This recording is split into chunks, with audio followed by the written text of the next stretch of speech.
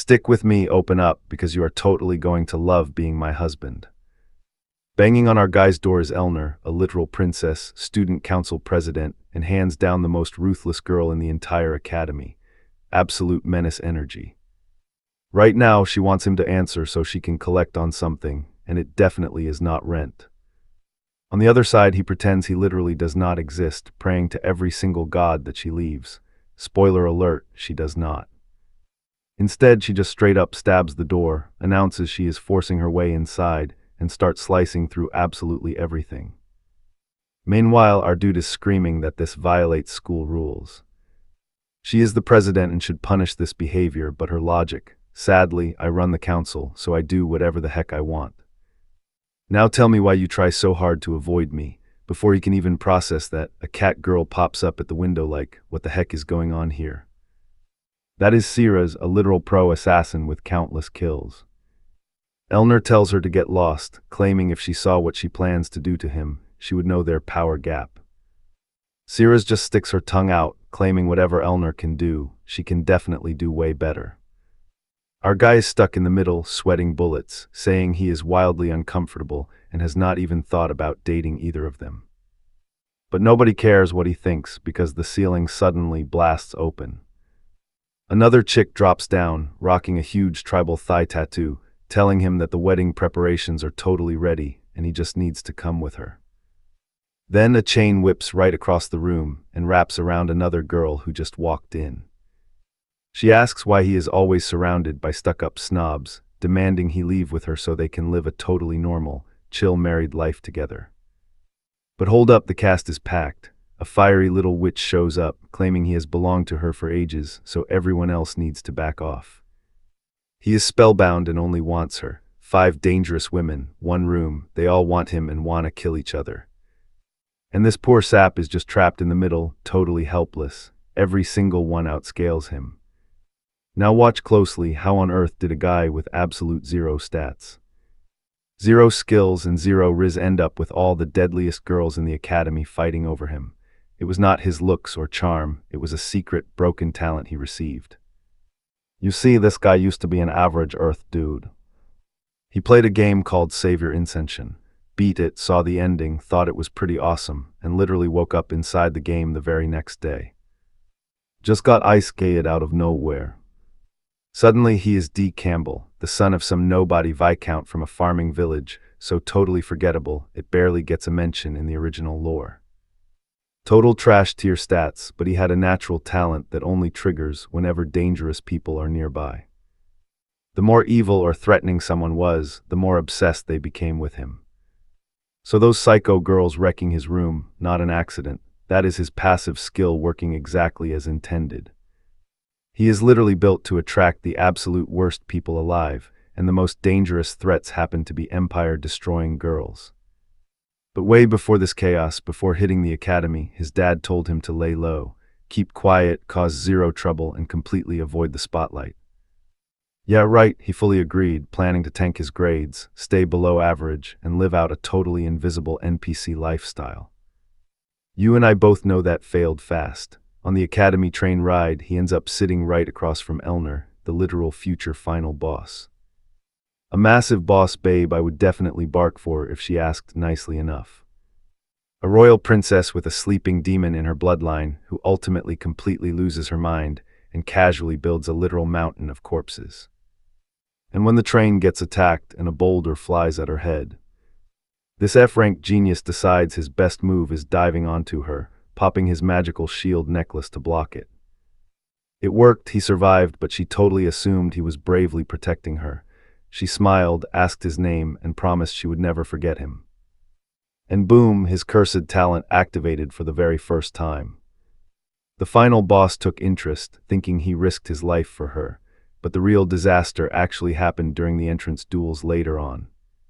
Everyone was already paired up, leaving only one girl unmatched, Elia Crixix, the legendary heroine destined to save this entire freaking world. Basically the real main character and the biggest genius alive. Flashing a radiant smile, she asks if he needs her to lend him a hand. Still super dazed, he just says, yeah, sure, but deep down, he knows this crazy girl is fated to be the world's ultimate savior. Truth is, she is the actual protagonist. She stands there looking absolutely dazzling, reaching out her hand to help our guy get back up. And these opening chapter visuals are honestly gorgeous. Massive shout out to the artist. That is where we leave it. Meanwhile, someone mentions Count Creighton and Galantor just finally arrived. Alright, stick with me here, we are starting off crazy. The glasses girl is fuming. Duels are running, so how dare she show up late? That is when our gorgeous, blood-covered beast walks right in. Glasses girl wants to ask a million questions, but first, where the heck were you? Alano just says she had stuff to handle. Glasses tells the room to clear out, she needs to talk one-on-one. After a beat, she asks the big question, how many died? Eleanor shrugs it off, not that many, just around 12 guys. They tried to kill her first, actually had the guts to attack again, even after that crazy train wreck. The woman sighs, the academy should have handled this, but to Eleanor, that sounded way too boring. Letting someone else take out her assassins, total snooze fest. Then, the director tells her to gear up for the duel. If she hurries, she can watch Ilya and Crixax fight some absolute nobody named Campbell, a literal random guy.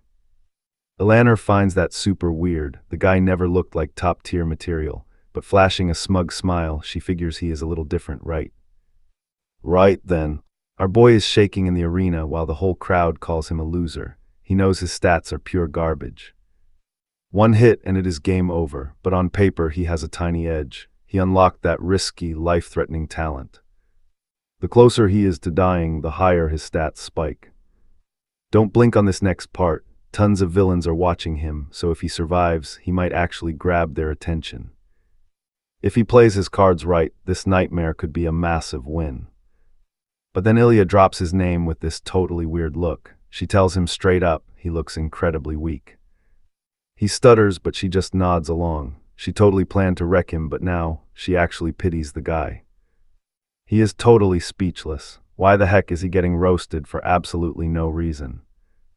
Ilya explains it is because he hung out with Eleanor. She hates that woman. Honestly, she hates her entire house. The Tristans are a bunch of demons, he quickly realizes. Damn, Ilya is crazy bold saying that publicly, but he gets her hate. It all ties back to the massive family drama. He tries explaining his awful luck. He just accidentally ended up around Elmore. But Ilya does not care. Just looking at him reminds her of that chick, and it is driving her insane. Then she drops a tempting offer, wanna just fake the fight. The MC knows that is a great deal. But here is the catch, faking it will not boost his stats. He will never figure out his hidden talents. Surviving her going all out is the only way to get noticed. So he asks for exactly that, and to really trigger her he adds, I actually like Elmore. Ilya instantly tenses up, gripping her sword, unsure if he is joking. Getting her to fight for real is his only option, so he insists. You saw that coming, right? He pushes her buttons and boom, fatal charm activates. Now the watching villains are hooked and he bags another sweet gift. Ilya grits her teeth. If so, I will not feel bad about this at all. In a flash, she is right in his face. First strike, his wooden sword shatters into pieces. She smirks. Well, at least you dodged that. Guess you are not completely useless. She steps forward, totally ready to thrust her sword. Time to get serious. Right at death's door, his desperate survivor skill fully kicks in. His strength skyrockets to rank X and he punches her square in the face. Rank X was the game's peak level. Ilya gets launched straight into the wall. The arena explodes and absolutely everyone, including him, just stares in pure shock. Eleanor is right there watching. Despite having F-rank stats on day one, Campbell just annihilated the world's main character. Wow, seriously, dude. Let's hope she isn't dead because her face is literally planted in the dirt. Later at a meeting, someone claims the kid is likely a fraud. That move made zero sense. Everyone knows his stats suck. They checked his skills before the fight, but that hit was undeniably real. Glasses asks what he means. Scarface says nobody in Elephant could tank a hit like that and walk away fine. He thinks the kid used illegal stuff or some dark forbidden method to completely body Ilya. What do you and I think? There is another totally wild possibility here. Alright, stick with me here. Maybe this guy is actually some monster genius totally hiding his true power. The monocle girl chimes in, saying that accepting this win is still gonna be super tough. After all, Marguerite de Kendrid, the guy sponsoring Ilya, isn't just gonna sit back and take this. Losing Ilya and their biggest cash cow would be a massive, absolute disaster for the entire academy. So they need to expose this kid as a total fraud ASAP and see how things actually unfold. The dude in green totally doesn't get what she wants them to do, so she explains. Every year they let in a bunch of weirdly interesting freshmen. Since this guy is grabbing so much hype, he'll definitely be forced to make a move again soon. And when that goes down, they'll know for sure if he's a total fake or not. Meanwhile, his face is literally plastered all over the papers. Everybody is out here wondering who the heck is Dodd Campbell. Our boy cannot believe this is happening on day one. He never guessed that crazy talent would actually make such a massive difference. And suddenly a brand new profile pops up on his gift list. It's obviously our girl Elner Eliner Tristan. Her trust just leveled up to 2, meaning he gets to snag another sweet little reward on top of that one. While chilling in his chair, he suddenly realizes something pretty huge. These characters' curiosity just keeps shooting up. He notices a clear pattern. It starts with curiosity, then upgrades to interest, and finally hits pure trust. You can spend these points in the shop, but watch closely. Why on earth is the final boss, who shouldn't care at all, the most interested one here? Then he suddenly scores a sword technique, straight from the Tristan family style. The only catch, that family is deeply tied up with sketchy demon stuff. But for a guy just trying to survive, he couldn't care less. What really trips him out, though, is Ilya Kriek Sinex. She is definitely not a bad person, so why does he have her profile card too? Her curiosity is already chilling at level 4, but he still can't claim any rewards. He knows she's no villain, not a bad girl, and doesn't even care about him. So why the heck is her card there? Right then, someone knocks on his door. Is this Dodd Campbell's room? He instantly recognizes that super familiar voice outside. She announces, "It's Ilya, let me in." Our boy immediately starts shaking. His master plan, stay dead silent and just hold his breath. Maybe she'll leave, but holy crap, the poor girl is out there rocking a neck brace and a face full of bandages. She's been through it, she sighs. "I know you're in there. Answer or I'm busting this door down." He totally panics and yells, "Are you crazy?" Now that she knows he's there, she demands he open up because they need to talk. He hesitates. What on earth does she want? And Ilya, fully recovered and grinning ear to ear, says they should maybe get to know each other. This is literally the first time our MC punched a girl so hard that she actually caught feelings for him. "Welcome to reality, you and I saw that coming." Then she storms out of his room, totally furious. He really should have just played along, he's way too stiff. She tried being nice, but her maid dragged her away while she's totally overthinking everything. While wondering how the heck to befriend a guy, someone walks right past her, and a bag drops straight to the floor. She kneels down to grab it, and the other person snaps that she should really watch her step. "Damn, it's Elner looking absolutely dripped out." She side-eyes her. "Are you hurt?" The second Ilya sees her face, a crazy memory flashes like actual lightning. A voice yelling, "Brother, run." In front of a burning wasteland, a guy stands holding a sword, and Ilya starts shaking, not from fear but pure rage. Her instincts make her grip her sword without even thinking. The problem, she's definitely not sure she can kill Elner at her current level, but Elner just stands there, looking flawless and completely unfazed, offering her hand. "Get up already." Ilya finds this super weird. Is she absolutely sure Elner saw her reach for that sword? So why no reaction? Then Ilya mumbles, "Give it back." Ah, now I totally get it. The bag was actually Elner's, and now she's just giving it back. But at the same time, she wants to know, are you seriously involved with Dodd? Then Elner gives her extremely specific directions. Just head down to the end of the hall, take a left, and boom, Dodd's room is right there. Instantly, Elner narrows her eyes like a hawk. "How do you know where Dodd's room is?" Super awkward, Ilya mutters. "I was just hanging out with him." Oh boy, this is gonna be a total disaster. Elner straight up asks, "And what exactly was your reason for being with him?" Ilya awkwardly replies, "Just freshman stuff, getting to know each other." But Elner just smirks, completely reminding her that new students absolutely aren't allowed to mix with the opposite sex. Ilya's about to say she's never heard of that crazy rule when Elner drops this. I literally just made that up, so she better understand she's banned from his room. Trust me, you're going to want to see what happens next. Jump in with me here, Ilya just wants the tea on their status, but Elner spins around. I have zero to do with that guy. She just needs to stay away from her room, but Ilya remembers a detail. The moment he said, I like Elner as much as you hate her, she knows something is up with them. She must keep approaching him, even for intel. Meanwhile, our boy heads straight to his class assignment exam. This is a massive, strict test at the academy. Students get split into groups after solo duels. Since he absolutely wrecked Ilya, he landed in the strongest bracket. Everyone there looks insanely confident and proud while he just stands there totally terrified. The biggest issue, this chick glued to his side. He has been trying to shake her off since yesterday. Now she is in his group, making things 10 times worse. To top it off, her obsession with him keeps growing. Honestly, it is getting super creepy. Suddenly, he remembers someone left a bunch of muffins by his door, wishing him luck on the test. He has no clue if it was her or some other weirdo. Either way, things are looking pretty rough for our guy right now. At least this exam is part of the original plot, so it should stay on script. But his system notification about Elner pops up. An event is starting. She appears healthy as ever, announcing she will supervise their exam. Our boy already knows, with her in charge, something crazy is totally bound to happen. All the teachers are gathered, hyped to see how the kid who beat the hero performs. Elner tells them to hurry up, she will lead them to the testing zone. Staff members are impressed, saying this year's students try harder. The kids walk down a super dim hallway. Ilya quickly asks if this is the test, but our boy knows exactly what this is. Now watch closely, the power cuts out, doors lock, and Elner's event kicks off. This ain't no test. His system notification confirms it. Another assassination attempt is incoming.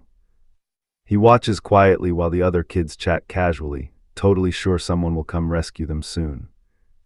But Dot starts analyzing. Every single person in this hallway belongs to the protagonist's crew.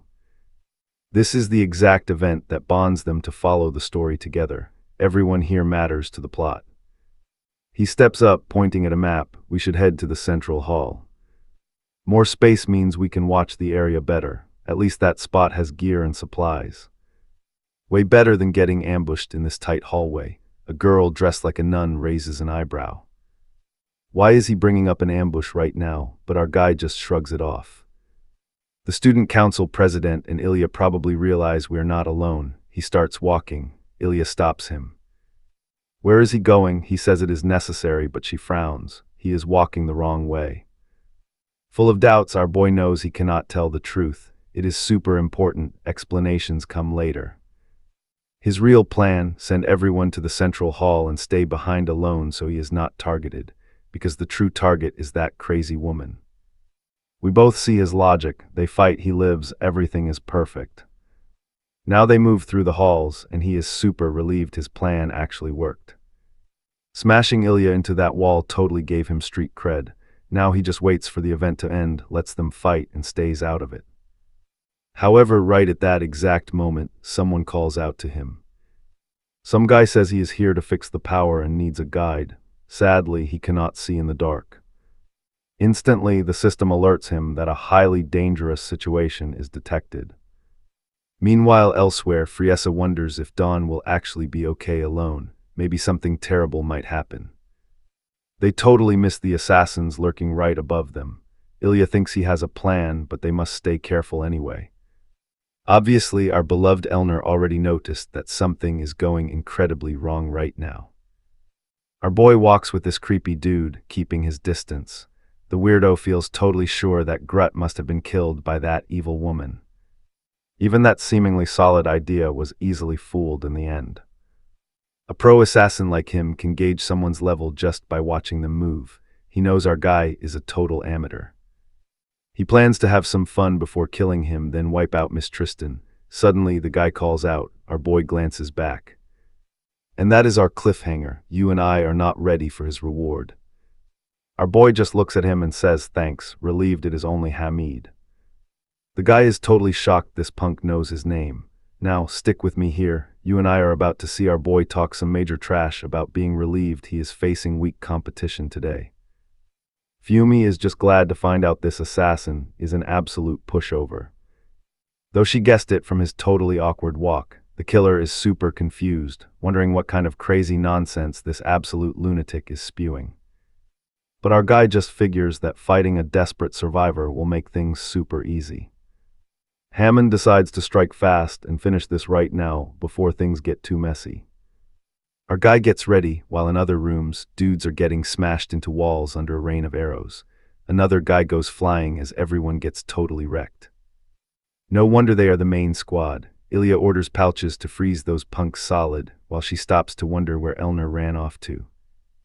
Meanwhile, Elner looks absolutely stunning swinging her sword, tossing 4 foolish enemies straight into a wall. These poor guys stand zero chance, throwing up absolutely everything left inside their stomachs. She instantly grabs the first dude, demanding to know exactly who sent them, while the mage completely freezes the rest of the crew. They discover some guy named Hamad from the Crescent Moon is behind this. Watch closely here, you're going to want to see Elner demand answers, but the dude just stubbornly refuses. So she steps right on him. I know some folks dream about a gorgeous woman stepping on them, but honestly this stomp definitely caused some serious pain. Damn, his head nearly splits wide open as she warns him to start talking immediately. The guy finally breaks and confesses that yes, Hamad came along, but he is in another zone. Ilya says she is going too far, but she snaps back that any attacker gets the same fate. Hamid is an expert killer, and right now there is only one easy target left for him.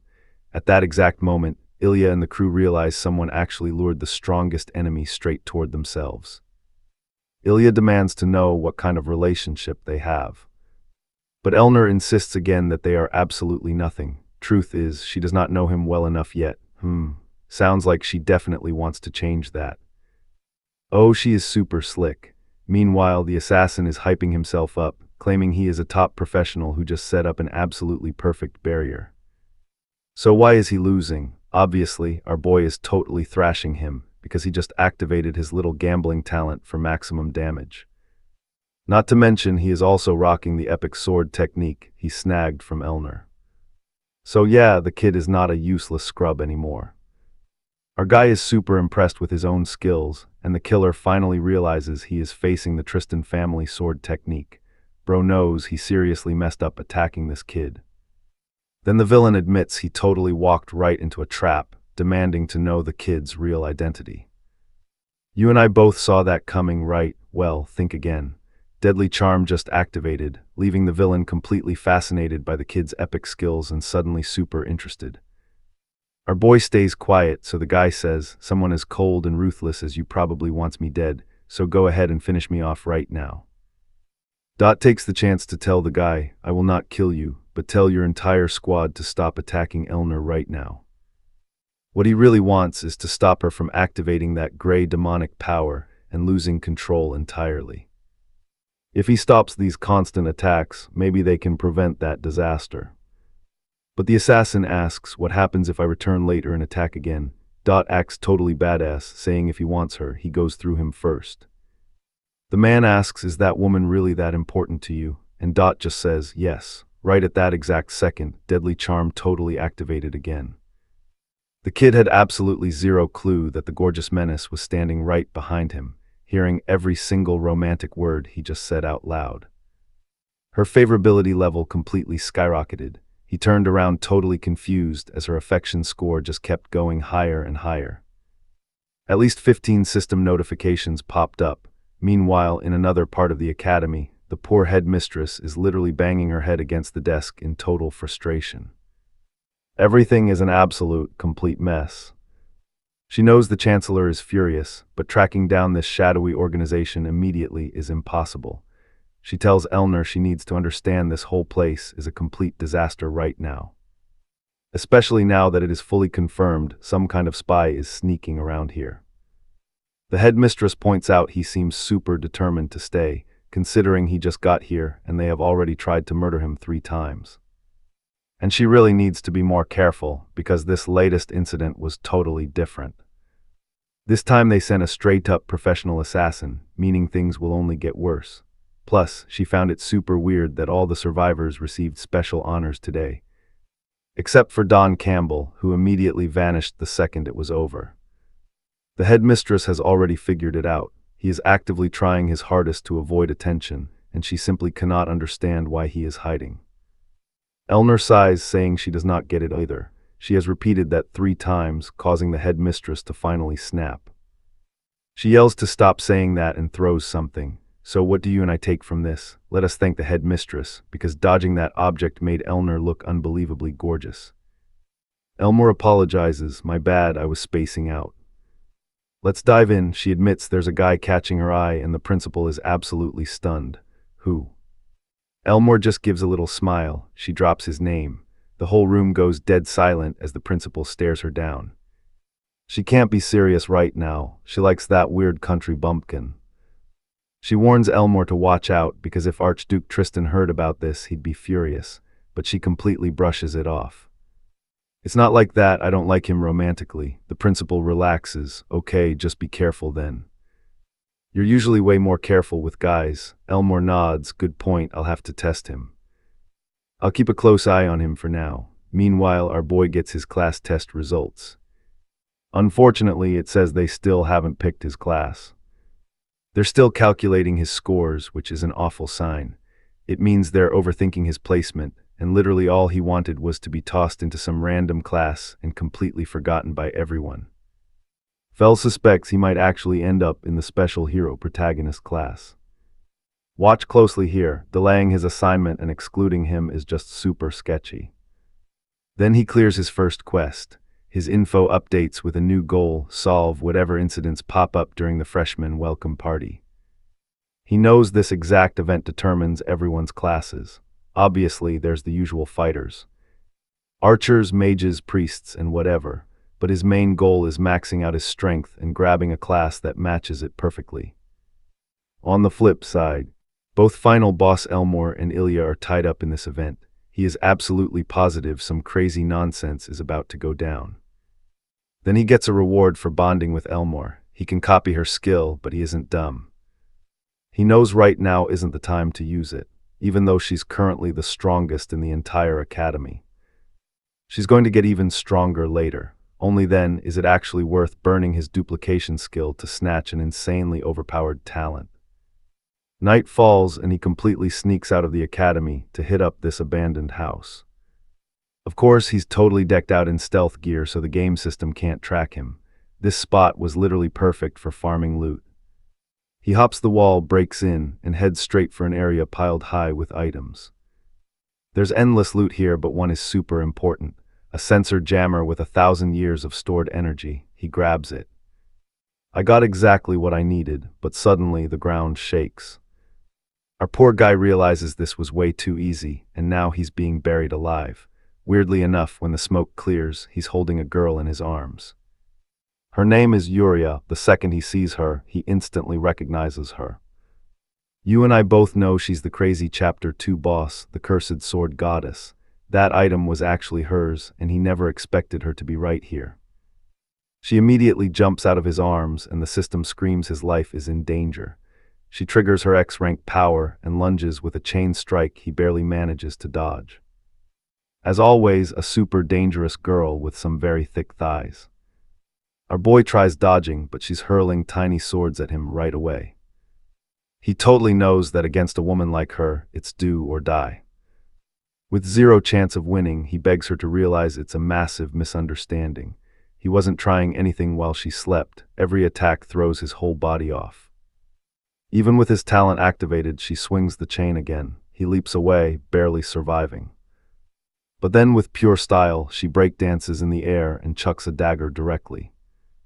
Our guy freezes up, the blade stops right in front of him and the attack suddenly vanishes, 3.5 steps. That's her max fighting range, that's the curse and mechanism behind her abilities. She nicely asks him to step forward, but he asks, "You're going to kill me, right?" She nods yes, super impressed this punk already figured out her skill. Our boy has a genius idea, watch this. She's completely isolated here, no food at all, so he asks, "Hey, want a high recovery cookie by any chance?"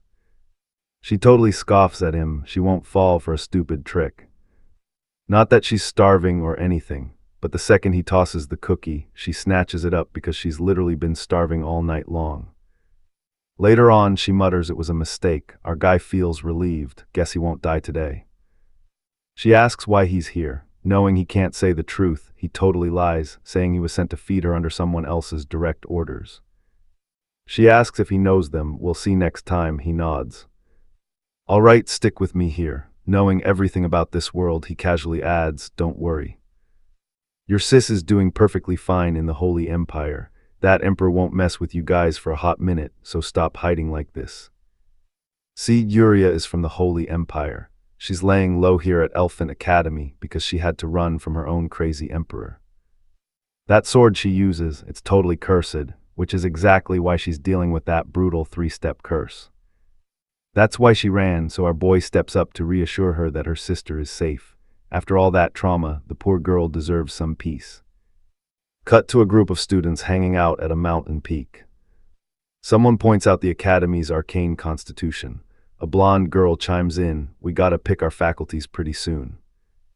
Dodd knows this is the game's massive lore dump section, but since he's literally a walking wiki who knows everything already, he can just skip it.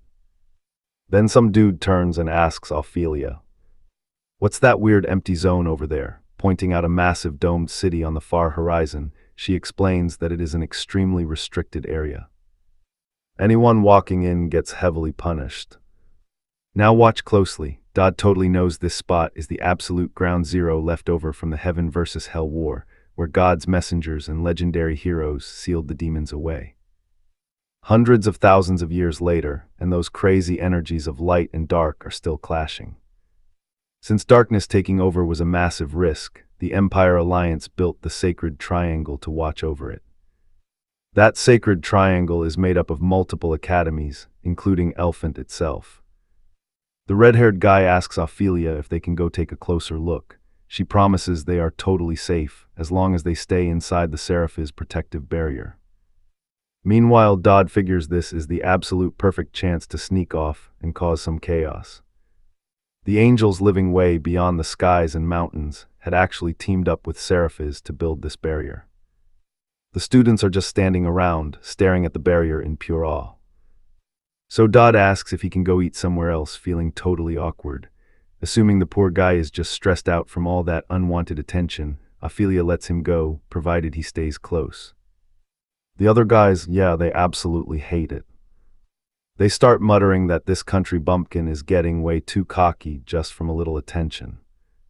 But our guy is already lighting up incense packed with unicorn horn, magical dust, and a phoenix feather.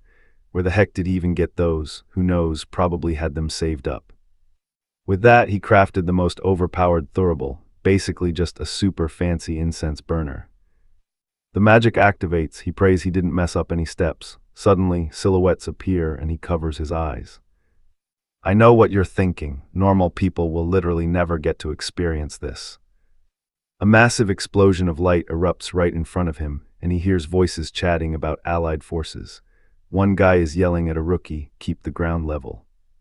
Stop digging aimlessly, then he sees them. Actual angels, they just stare at each other. Why is there a human here? One asks. Honestly, if this angel shows up, I'd be hyped. They keep wondering why this kid is just standing there, staring a hole right through them. The commander just shrugs it off, barking at everyone to get back to work. Our boy literally opened a mini portal and is just watching everything unfold.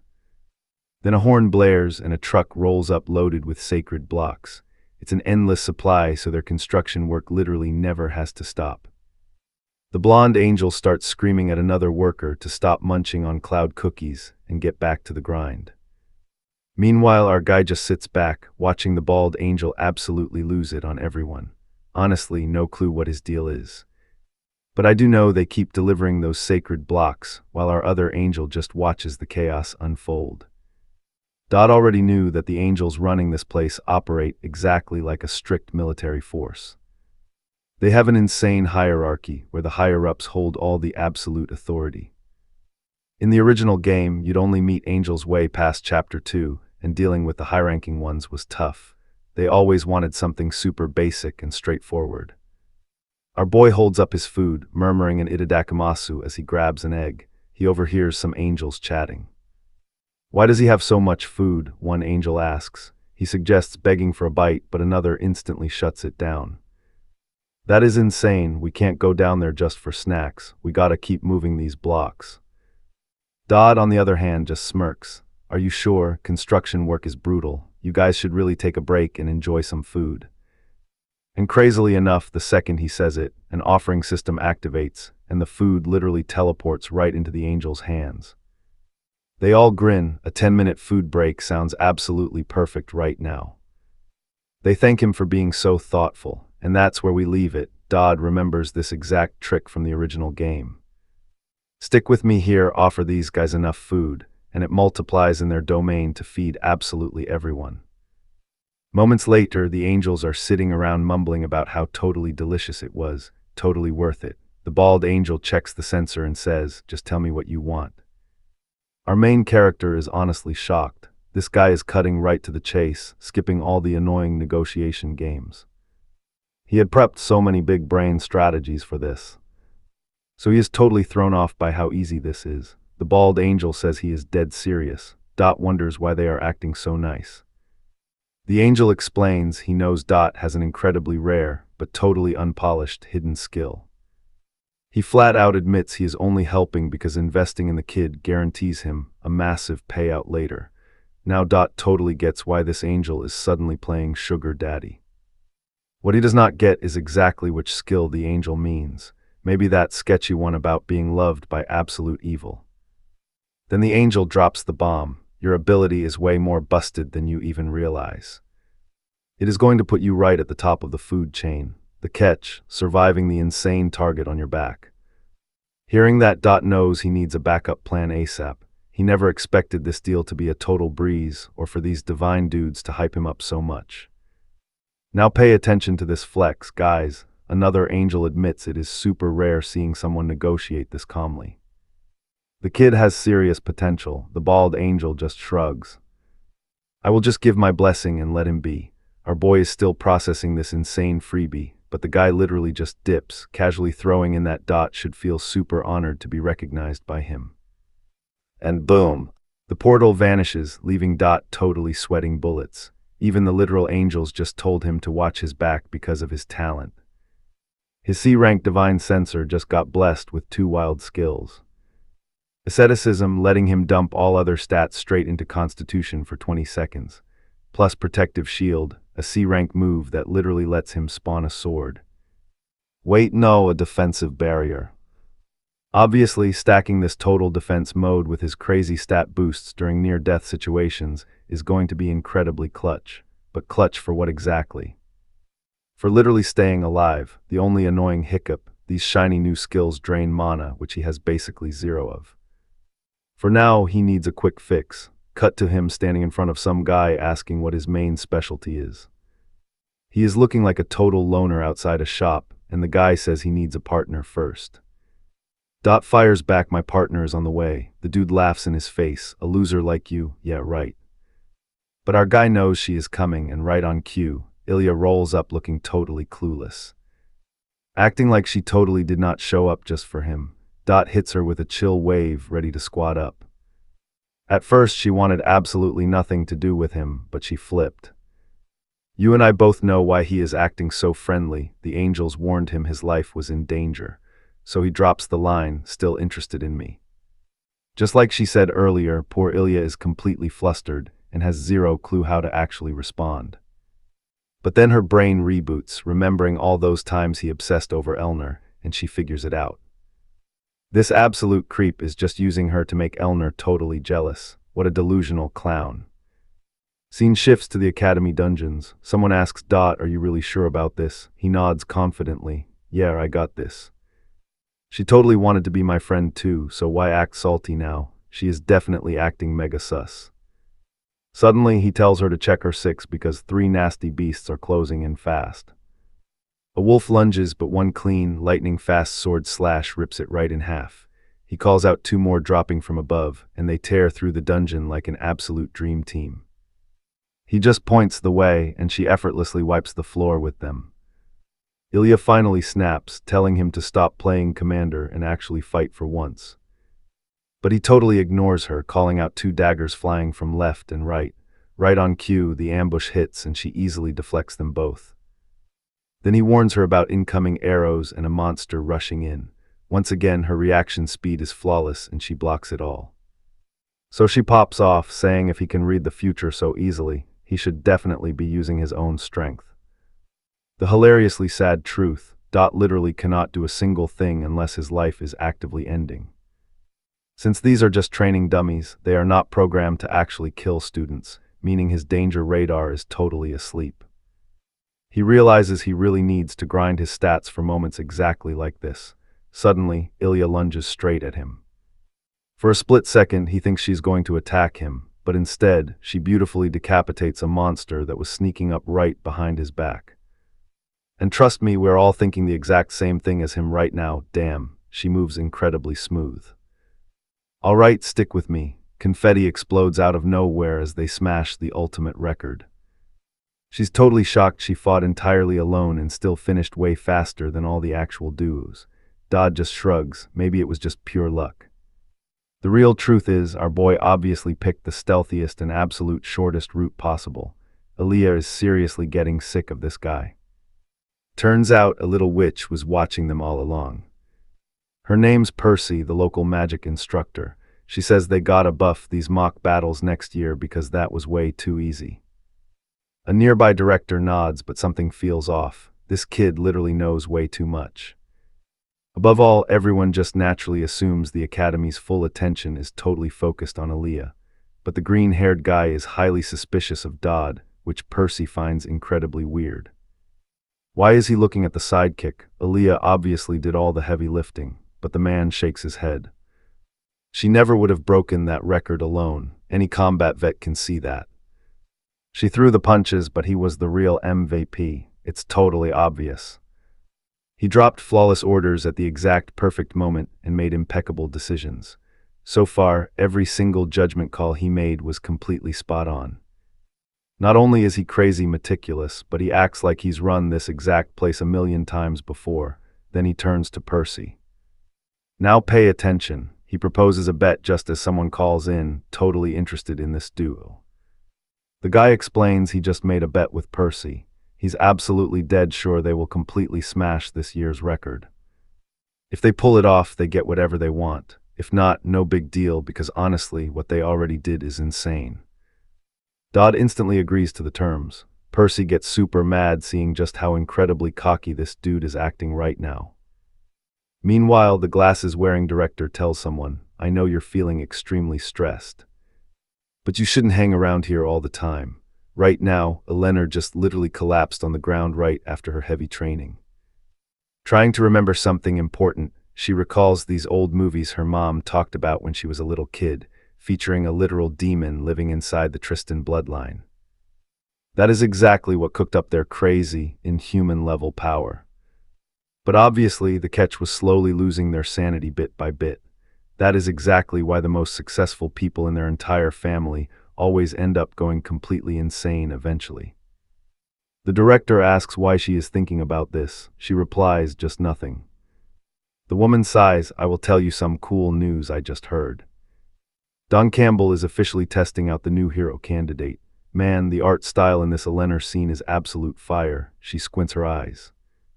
Who's the hero candidate? The woman answers, Ilya Krixanax. Eleanor just can't believe it. Those two together, she closes her eyes, takes a deep breath, and mutters, I am going there. Back in the dungeon, Ilya interrogates Dodd. What is his actual game plan? She knows he's highly skilled, but honestly, this confidence is getting ridiculous. Dodd actually knows the weak points of every single monster and exactly how they operate, but he can't reveal that yet, so he just smugly smirks. I'm totally sure everything will be completely fine simply because you are here. The girl blushes hard, muttering she won't ever fall for that kind of smooth talk. Then the redhead suggests bumping up the difficulty level so they can farm more points. Dodd instantly demands the absolute highest difficulty possible. I know what you're thinking, crazy, right? Percy is literally losing her mind over this, but he casually shrugs. Totally worth a shot. Ilya obviously absolutely hates this whole idea. Then a guy standing right next to her jumps in. Now that he has officially started, he just can't stop. Meanwhile, Percy casually sips her morning tea. Fine, but you need to know that at this difficulty, you are in real, deadly danger. Since the live voice comms were active, Aaliyah heard every single word and got super nervous, but the green-haired guy quickly calmed them down. Even if things get incredibly dangerous, we simply have to rescue the students. Right after, he loudly announces that massacre mode is officially active. Now go out and show your strength. Aaliyah is clearly not amused at all, but she just rolls with it anyway. Percy desperately wants them to fail, and that buddy over there is literally crying. Still no clue who that crazy madman is, but things just severely changed for our hero. Since the creatures are aggressive and cause real damage now, danger is fully detected. Because this kid is an absolute physical mess, basically hovering right at death's door, the system instantly maxes out his danger stats completely.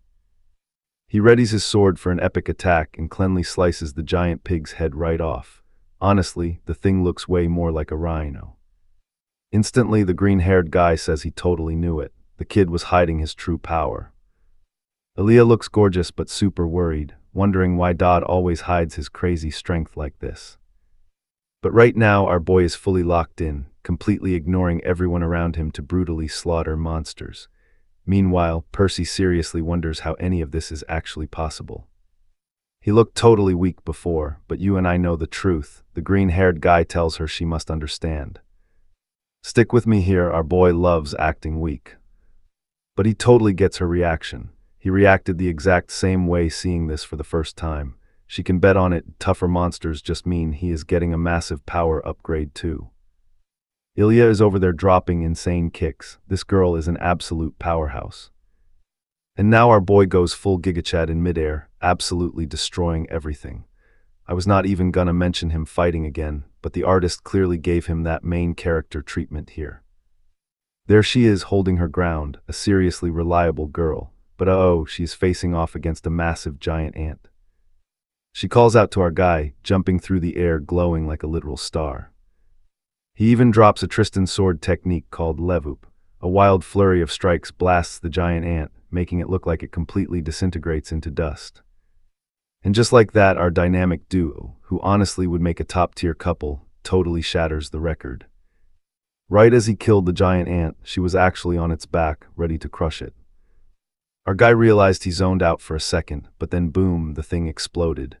The green-haired dude totally praised our hero, hyping them up for breaking a crazy record like that.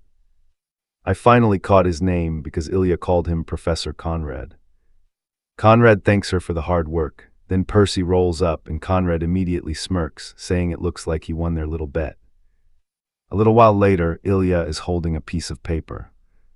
Thanks to their epic performance, they get to pick an item from the vision storage. Plus, they can ask Percy for literally any favor. All thanks to that goofy bet, she is super hyped. Our guy knows this is not a perk just any random student gets walking into this academy. Right then, Ilya calls his name, asking how he stays so incredibly chill. She noticed that whenever things hit the fan, he always acts like he already knew it was coming. Well duh, you and I know this absolute sly dog already memorized everything. Before he can even answer, she reaches her hand out, saying maybe now they can actually be much closer friends. Our guy though not looking super thrilled. Come on man, show some hype for the top-tier wafis. Still, he gives her hand a light little tap, and right there on the screen, her curiosity stat hits level 5. She was basically inches away from the trust level, holding her ground. Then she takes off running, saying she is super pumped to see the dog tomorrow. Someone standing next to our boy whispers that they cannot tell if she is genuinely nice or just totally weird, and he completely agrees.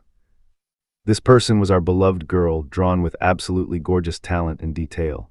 Thank you, artist. Then she straight up asks if he is into that freshman.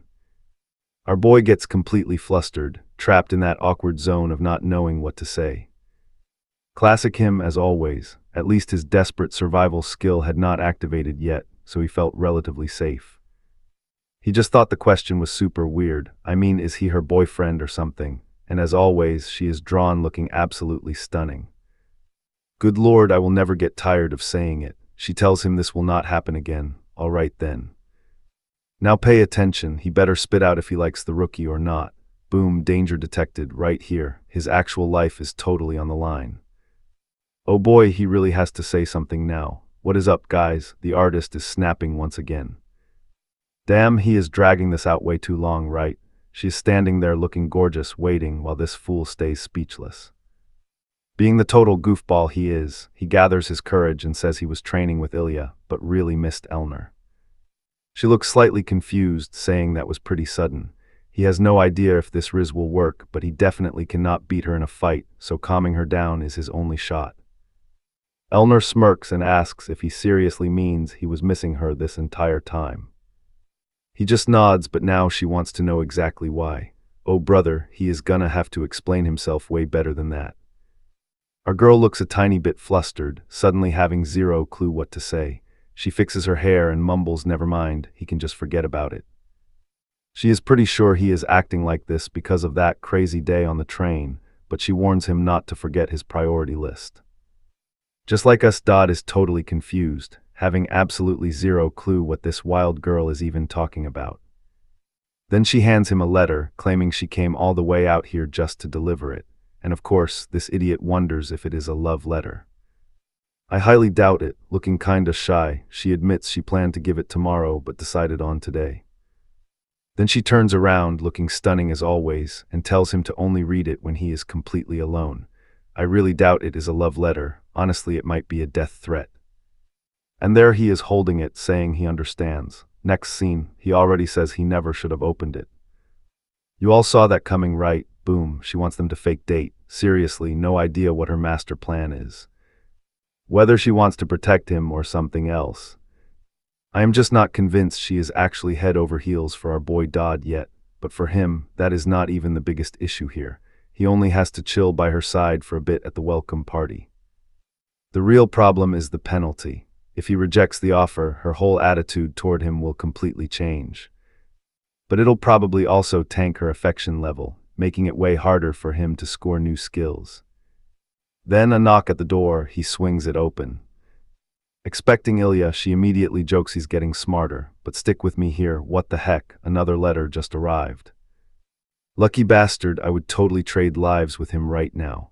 Without thinking, he actually blurts out about the other letter, making her ask what he means. Did he already get one earlier? He quickly denies it, playing dumb and asking what it is. She tells him to consider it a surprise, something she planned after hanging out. Now she has to run off because of some weird president rules, but tells him to read it carefully before saying a word. She skips away happily, reminding him not to forget. Our guy already knows exactly what this is, obviously. At this welcome party, literally every single girl wants a piece of him. He opens the letter, praying it's different, maybe just a simple dual invitation from Ilya. Problem is, she said it was a surprise. And yep, it's definitely another romantic hangout invitation. This showdown between the final boss and the protagonist kicked off way earlier than expected. This literally never happens in the main story, so why is he stuck with these insane choices? If he picks Elmore, the protagonist labels him a villain. Pick Ilya and Elner hates him, which means she might go full demon mode and slaughter everyone. He could reject both, which sounds safer, but that's still a huge gamble. They're only in the interest phase, but it's still a massive problem. Now pay close attention. How does he escape this? He actually comes up with the craziest idea ever. Why not just accept them both? Boom, scene change. We are officially at the massive welcome party. Everyone is wondering where is Class C. Someone points out they made it to the middle of the hall. Super fancy. There's our lovely Ilya. She complains the place is so packed it looks like a pigsty, then looks at our guy, thanking him for coming. Good lord, what the heck is that hairstyle? It looks absolutely terrible. They walk side by side, and this sneaky devil is actually using a cloning skill that cost him 1,000 points. Obviously, it's just a basic walking clone. Guess what it does? Walks and talks, that's it. He blew all his points, but it might work. The system literally calls him out for being bold enough to two-time them at the exact same event. To pull this off, he just needs to avoid getting caught before the party wraps up. He just has to make absolutely sure that nobody sees him and his clone in the same place at once. While he's weighing his options, a giant bear in a nearby cage suddenly lets out a massive roar. The caravan rolls right on through, barking at everyone to step back. This sly guy knows those dudes are planning a beast show that will eventually break loose and cause total chaos. He just needs to use the chaos to escape, ditch the clone, and stay out of trouble. Plus, he bought a skill called pheromone. Or maybe not, it actually might just be the name of one of his tricky clones. But according to the system, he's not just a regular guy anymore, and he has zero idea what that means. Holy crap, he's already sweating bullets. Right then, Elmore shows up, saying they finally found him. She mentions a weird smell and asks if he used some kind of body spray. He says no, quickly explaining he walked past some flowers and the scent must have stuck to him. You and I both know this girl is bold. She bluntly admits that whatever it is, it's driving her crazy. Now our boy is desperately trying to scrub off this cursed pheromone smell before things get way too complicated. However, the system instantly drops a notification. The pheromone effect hit Elmore, and now she is literally struggling to resist catching some serious feelings for him. Suddenly, she turns straight toward him, whispering that it's super weird she didn't notice him like this earlier. This is way more than he bargained for. The guy is internally panicking. He quickly starts backing away, nervously suggesting they should hurry to the main event since there's a huge crowd. His only thought right now, keeping up a fake conversation with his clone while stuck completely alone with Elmore. But the poor girl is standing there breathing heavy, trying to calm down. He's just praying she doesn't go crazy. He asks if she wants to grab some food, and she happily agrees. He instantly goes for greasy wild boar skewers, convinced it's the absolute worst choice to make Elmore like him just a little bit less. She cares a lot about her image, so something this greasy should honestly completely gross her out. But hey, when this girl wants something, absolutely nothing stops her. She excitedly declares she loves this stuff. Goodbye to his genius theory. What do we learn here? He's still fumbling her tastes, failing to kill the vibe. Stick with me here. He acts like the food is trash, but she just wonders why he keeps stuffing his face then. Now our boy is genuinely terrified of this crazy girl and just wants to stay far, far away. He totally needs to keep Elnor and Ilya separated or things will get super messy. He stops at an accessory stand and she asks if he wants to buy something. He says no but offers to buy her a gift instead. But literally right as the words leave his mouth, he realizes he screwed up big time. That is just going to boost her affection points and make everything way more complicated. Oh boy, this dude is a total reverse genius and somehow picks the absolute worst gift imaginable. He hands her a loose uniform button, asking if she wants it, but seriously, nothing stops this girl. She is genuinely amazed that he was paying such close attention to notice she was actually missing a button from her outfit. Our poor guy just wants to vanish into thin air while she flashes that playful smirk. Later on, sitting at a table, she asks if he finally picked a major. He casually replies yes, he is totally focusing on theology. Basically studying the nature of God and holy stuff, you know, but Elnor flat out tells him he really needs to rethink that choice. With his crazy talent, skipping night training is a massive waste. He just shoots back that he desperately needs to learn something from the theology department. He picked this specific path for one clear reason. Elnor literally stands up on the table, demanding to know what he is after. He just calmly states he needs certain powers to protect the people he actually cares about. Elnor wants to know exactly what he is trying so hard to protect. Wow, our boy is low-key romantic. But real talk, he just wants to save his own skin and stop Elnor from becoming a straight-up demon. Those holy sticker skills would be perfect for surviving, plus it lets him watch over her too. A super smart move, so he admits that since childhood, there is someone he wants to protect. And check this out, you and I know he is prepping for that secret society event happening later. The boss of that chapter is only weak to holy magic, which is exactly why he is grinding now. Out of nowhere, the gorgeous Elnor asks if that is the real reason he is getting so involved with her, because she knows all about the Tristan family curse, just like he does. Our guy nods, confirming that yep, he is totally talking about the awful curse that drives every single member of her family completely insane. He is absolutely positive that mental training is the only way to avoid that fate. Elnor gets dead serious, asking him if he actually knows the real solution. He cuts her off and drops the bomb that he knows about the angel blessing. It is basically this crazy miracle where two archangels have to bless the exact same person. Elnor quietly admits it exists. But it is so insanely hard to pull off that even with all the Tristan family power, they have never done it.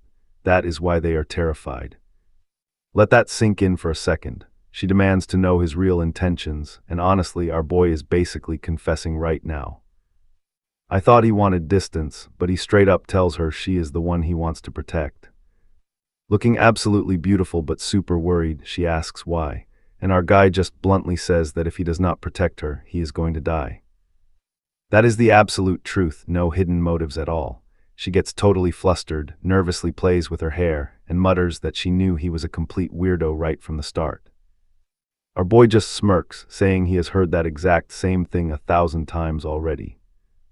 With that, he has spilled the whole truth. Now he is just praying it is enough to satisfy her crazy curiosity.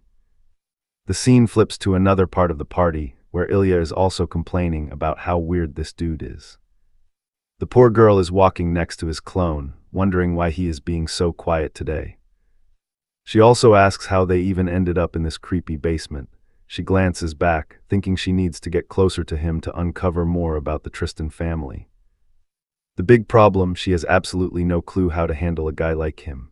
Honestly, dealing with guys is really not her strong suit, and it is totally driving her insane right now. She is completely lost, plus, she starts wondering why this sketchy place is packed with caged monsters. She is basically having a monologue here. Since the clone is barely talking, she guesses they are probably just leftover test subjects from academy experiments. But still, it is super irresponsible for the professors to leave so many dangerous things near the students. She turns around, wondering why such massive beasts are kept down here. She steps closer to a cage and notices these monsters are not even properly locked up. Then she spots a weird device violently beeping right next to the creature. Before she can even react, boom, the whole place explodes. Luckily, the Chad clone swoops in and saves her. This absolute madman is flirting with one girl upstairs while literally saving another from a bomb. Obviously, our favorite duo and literally everyone else in the room are completely shook. His back is totally charred, but he saved her, and trust me, you and I are going to want to see what happens next. Stick with me, you and I are about to see absolute chaos. Barely standing, he mumbles it is his job and collapses. Before she can help, the monster breaks loose. And of course, these are high-level academy monsters. Ilya thanks him for the save, stepping up to return the huge favor. Right on cue, the system drops a crazy new quest, save as many people as physically possible. Zero hesitation, our guy sprints off, leaving Elnor behind while yelling that he has important things to do. She screams out asking where he is going, but he just yells back that he is saving the students. Meanwhile, Ilya is running on pure fumes, barely staying upright. Our boy dispels his clone, dropping in with massive style, ready for an epic showdown. But then he notices she is already down, with the entire area completely shattered to pieces. At least she is happy he survived. Her whole vibe instantly shifts from simple curiosity to actual romantic interest. The main scenario is totally wrecked now. She drops a huge bomb, one creature escaped, and obviously it is the biggest boss. She warns it is somewhere on the first floor. They have to take it down before more students get entirely wiped out. Our main character knows skipping this fight means eating a massive system penalty. Now watch closely, this is where it gets totally wild. Students are panicking, facing a massive beast with glowing red eyes. A student throws up a weak barrier, knowing it will break, desperately screaming for a teacher. The monster strikes, instantly cracking the shield.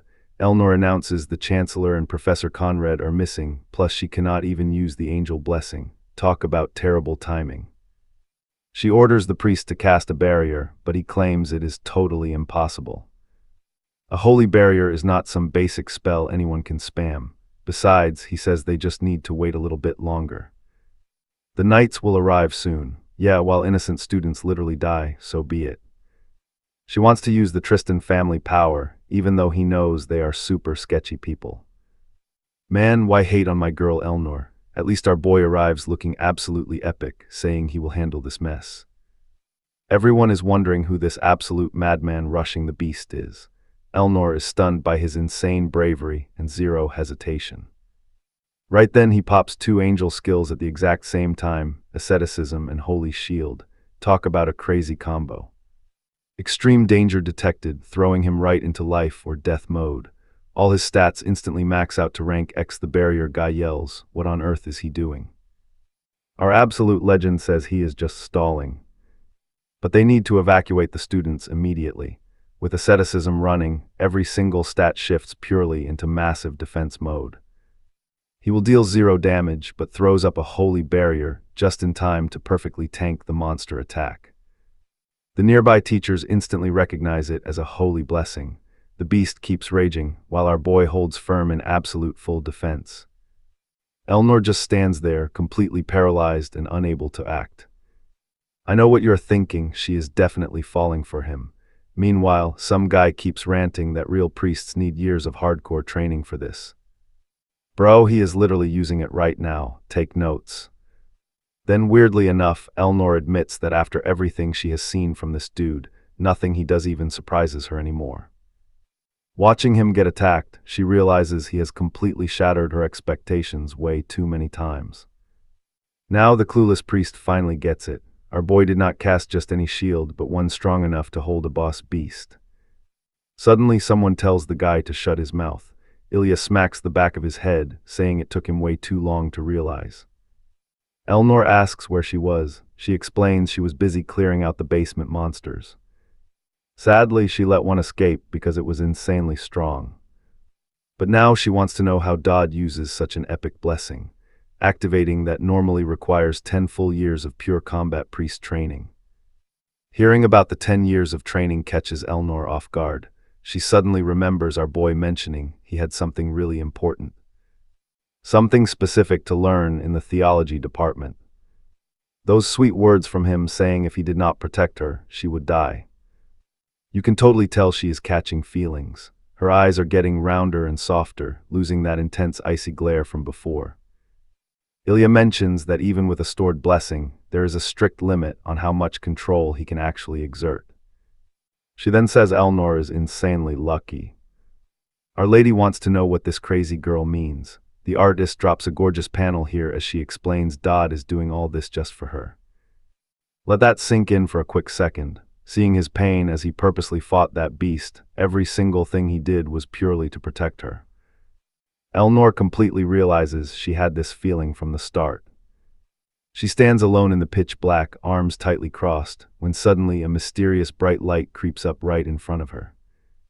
Let us dive into this. I have no idea what that glowing light is, but she looks absolutely gorgeous cleaning her sword, thinking this guy hits totally different. The beast keeps slamming the barrier, and these absolutely useless spectator professors. They do absolutely nothing until Elnor finally steps up and delivers a massive, skull-crushing blow to the monster.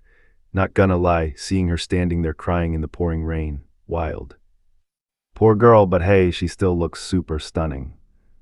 In the heat of the fight, she lands a perfectly clean hit to the back of the creature's head, sending sparks flying everywhere. Oh man, the impact totally smashes the beast straight into the wall. Dodd is absolutely stunned, but the monster instantly shakes it off and charges right back at Elnor. Seeing her stance, he knows instantly, this is the true Tristan family sword technique. She unleashes a crazy rapid barrage of thrusts, literally looking like a machine gun firing straight into the beast's chest. Still looking super elegant and totally calm. She keeps up the relentless attack while the monster violently writhes in agony until her blade finally reaches its neck for a devastating finishing blow, sent flying once again. There is zero chance it survives that. This time around, our boy realizes the power she is wielding is completely different from the version he copied. Now watch closely, something is definitely off. She was never even supposed to be involved here. The original story definitely did not play out like this. Official mission completed, and since nobody died, it counts as a completely perfect success. The system even hits him with a notification that knights arrive in 30 seconds. Honestly, all the sketchy professors who love experimenting with live monsters are also totally backing the Tristan family. And Elner stepping into the mess makes it crystal clear that her family is somehow fully responsible for all of this. She normally stays way out of school politics, so why flex now? Meanwhile, students are running for their lives with fire and pure chaos everywhere. While the intimidating Elner just stands there staring him down. Hey, you doing okay? How are you holding up? She takes a deep breath. It is finally over. But wait, out of the flames, the hideously deformed monster rises back up. Dodge screams at her to watch her six, and right as she turns, our boy teleports just in time to shield her. Damn, the beast is literally a skeleton now, but still manages to grab him. It looks like our dude was already totally drained from blocking that attack blindfolded earlier. A bit later, he jolts awake in bed, instantly freaking out about the monsters. A cool lady rocking a monocle tells him to chill out. The creature got smoked and Elner is totally fine. That lady is Chancellor Dolent. She snaps her book shut, asking if her visit caught him off guard. She then explains she was just waiting for the perfect vibe, since they hadn't properly met. Let's pause for a second. You and I know this woman is an immortal who has lived for thousands of years. So why is she here? He is already sweating bullets thinking she will bring up the angel's blessing, but she drops a bomb. She brought bad news, and even worse news. He tells her to hit him with the bad news first, saving the worst for later. So she drops the facts. He is getting way more spotlight than any student she has ever seen. Seriously, every time something massive goes down, he is always dead center. Because of that track record, she knows things are only going downhill for him. The other crazy update is she now wants to know exactly what he understands about the demon's future. Our guy plays it super cool, barely reacting, and she just calls out how wild it is. He shows zero emotion about it. Dodd claps back, saying he is not spilling what he knows until he figures out her actual game plan. She acts confused, and he points out his missing class assignment. But she just takes a step forward, totally validating that he must be super annoyed with the delay. However, thanks to the massive chaos he stirred up, she has been forced to handle his placement super carefully. He really ought to know that society is extremely shaky and unstable right now. The big three factions running the show are definitely sweating, with all sides hustling hard to recruit the most heavy-hitting power players around. Dodd smoothly replies he is totally up to speed on the fierce rivalry. Those would be the major three forces making up that whole triangle setup. The academy literally wraps around the center point, built specifically for an all-out war between heaven and hell. And obviously, these three factions are constantly bumping heads trying to claim the #1 spot. Ahadalin confirms his theory. The power triangle is super rocky, even if folks pretend they are chill neighbors for now. Underneath all that fake peace, an insanely cutthroat competition to see who can claw their way to the absolute top. Sure, the average student is completely clueless and does not care, but this invisible turf war is what keeps sparking these massive disasters across the three territories. So what do you and I make of this? Dodd knows this crazy chaos has definitely put a massive target on his back. All right, stick with me here. If nobody made a move, someone is totally blocking info from leaving. Adoln is super impressed. He already figured that out. Our boy realizes she is terrified someone might kidnap him and use him for those rival empires. He asks if that is her big worry, and she totally confirms it. After all, if he gets caught, it is game over for this world. Suddenly, he gets this crazy vision, a massive illusion of everything getting totally wrecked. Then she holds up a paper asking if he knows the seal. Dodd definitely recognizes it. It is the hardcore seal of the purifiers. Adalin is absolutely shook right now. This guy already knows everything. The purifiers are this shady secret organization worshipping demons and pulling strings from the shadows. Their only goal, drag those demons back from hell and completely nuke the world. That assassination attempt on Elner, and the absolute chaos at the academy, all they're doing. Right now, it looks like they are actively trying to wipe out the Tristan family. And there is zero guarantee they will not try again. Dodd wants to know why she is spilling all this, but Adol sadly says she cannot explain. Even so, she hands him something, a busted-up interdimensional key, an item literally capable of opening doors between worlds. Now watch closely. She says that judging by his reaction, you and I can tell he already knows its purpose. She promises to watch his progress closely. If she likes what he brings, maybe she will even drop more gifts. But she totally warns him that this entire conversation has to stay top secret. Finally, before dipping out, she asks about his relationship with the warrior candidate and the Tristan family lady. Our boy literally freezes for a second. How the heck does this woman know everything? But he just plays it cool, saying things are fine. Hadeland smirks and tells him to keep it that way. Now he is sweating. Why is that so important? Once again, she drops the bomb. If things change, the world ends. Our guy is wondering why the world keeps ending no matter what, but Adane just blames him for getting dragged into this whole mess. She cannot say exactly why. But the master plan completely relies on those three to succeed. Later, she leaves and he stares at the dimensional key, debating if he should just let the world end. In theory, it should be absolutely impossible for a player to get this key so early in the game. Something feels super off, then Conrad shows up saying he finally found him. Dude really wanted to talk. Our boy quickly stashes the key away and asks what is up. The professor explains that even though he does not have a specific class yet, he still has to attend lectures. He whips out a letter saying his assignments starting tomorrow are inside. The second he glances at the names, his whole face drops. I know what you're thinking. Yep, he is stuck near Elner and our girl Ilya. Dude just thinks the apocalypse is coming. Sometime later in a training room, someone is totally preaching about why the sword is considered the absolute best weapon in most situations. The professor keeps yapping nonstop about sword theory until someone finally cuts him off. It is Allure asking if he is focusing way too much on theory. She seriously doubts that info is actually useful in a real fight. Obviously, the professor just stands there, completely jaw-dropped. Totally shut down by his own student. The poor guy mimed drawing a sword in the air and just stood there looking like a total fool. And all the students start agreeing. Nowadays, you could catch an arrow to the head or get blasted by magic and just die like a noob. That is until Ilya jumps in, saying she still thinks the professor is right. As long as the swordsman has skills, they can dodge magic or block arrows. Elnor heavily disagrees. If the terrain disadvantage is just way too massive, they stand absolutely zero chance. The two start bickering and our boy is stuck in the middle, dreading where this is going. Suddenly, they are literally butting heads with each other. Ilya tells her not to interrupt the lecture. Elinor claps back that, as student council president, she must ensure students get the correct information. They keep arguing about theory versus practice while our guy just sits there, wondering if they can please just continue the class.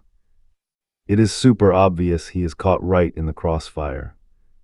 And the worst part, thanks to that, the whole class is staring daggers at him, but it is unavoidable. Since he is sitting directly between the future warrior and the student council president. Right then, Elner actually leveled up her affection to 1, letting him claim a sweet reward. Now, his mastery of the Tristan sword techniques hit 58%. He also learned a deep breathing technique from the demon hunter that massively boosts his body's stamina. He finds it super interesting since it is absolutely perfect for combat.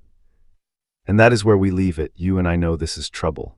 Ilya glares at him, or maybe at Elner, who acts completely unbothered while arguing.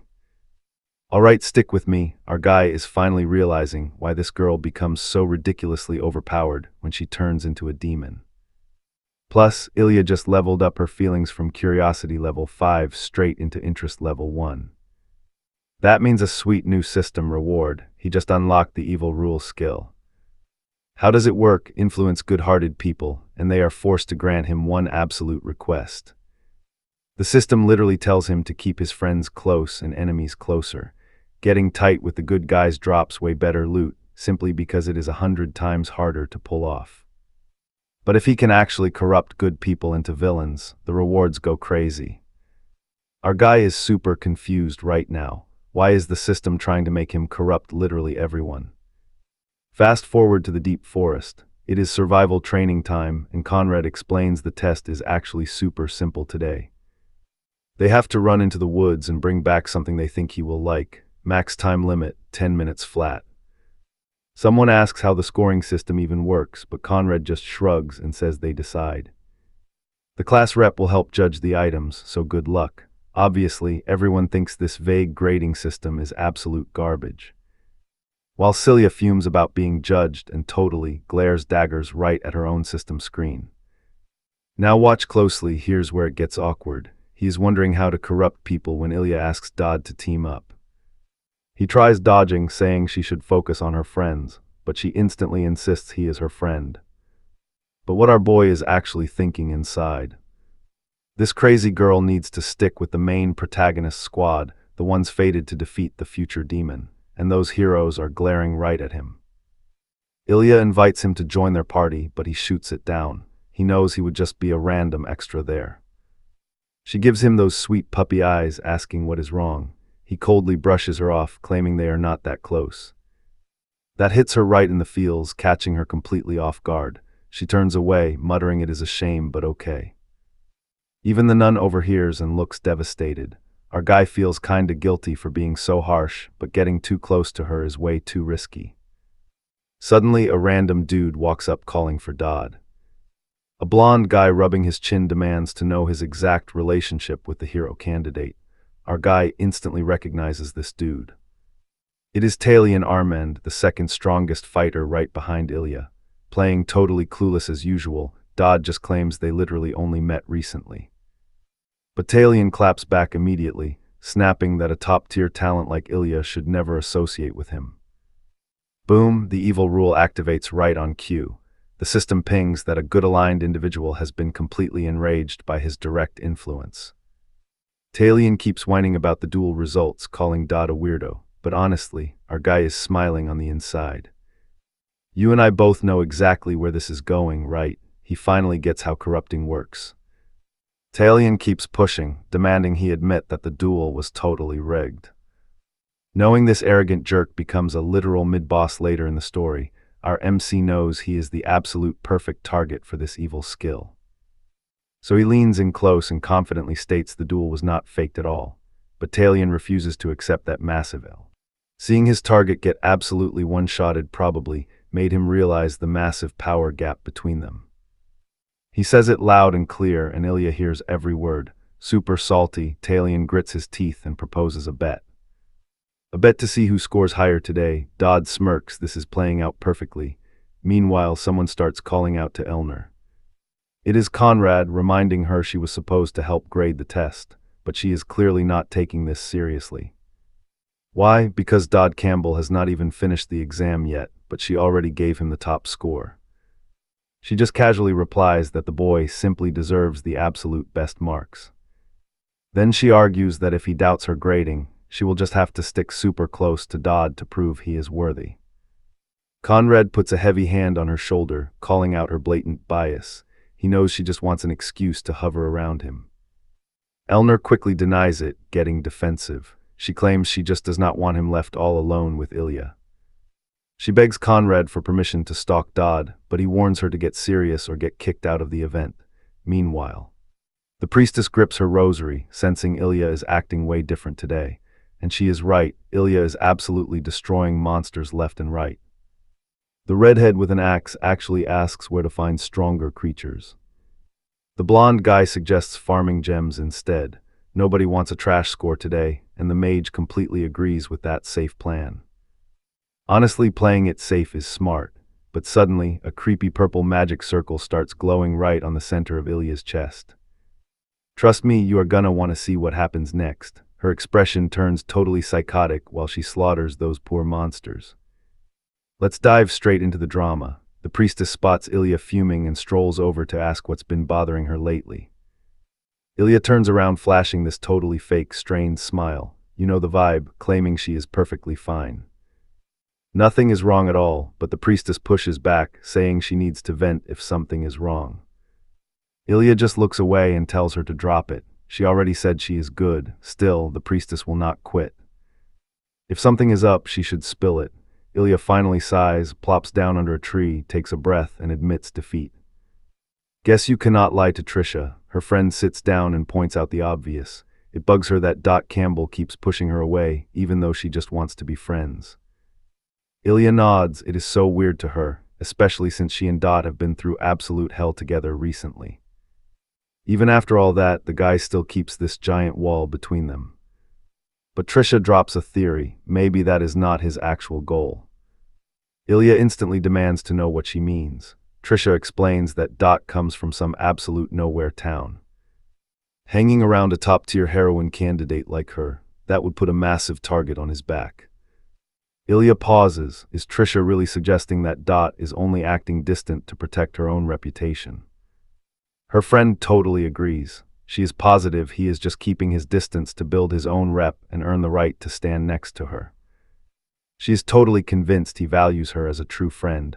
Honestly, our boy literally cannot lose a single girl even if he tries. Now watch this pivot. While the girls are romanticizing him, our lucky guy is actually sprinting for his life right now. The huge problem, that stolen talent from earlier, is hitting its absolute limit, and his stamina is completely tanking. The system chimes in, saying he is influencing someone and raking in points. Yeah, because Talion is hunting him down like a maniac.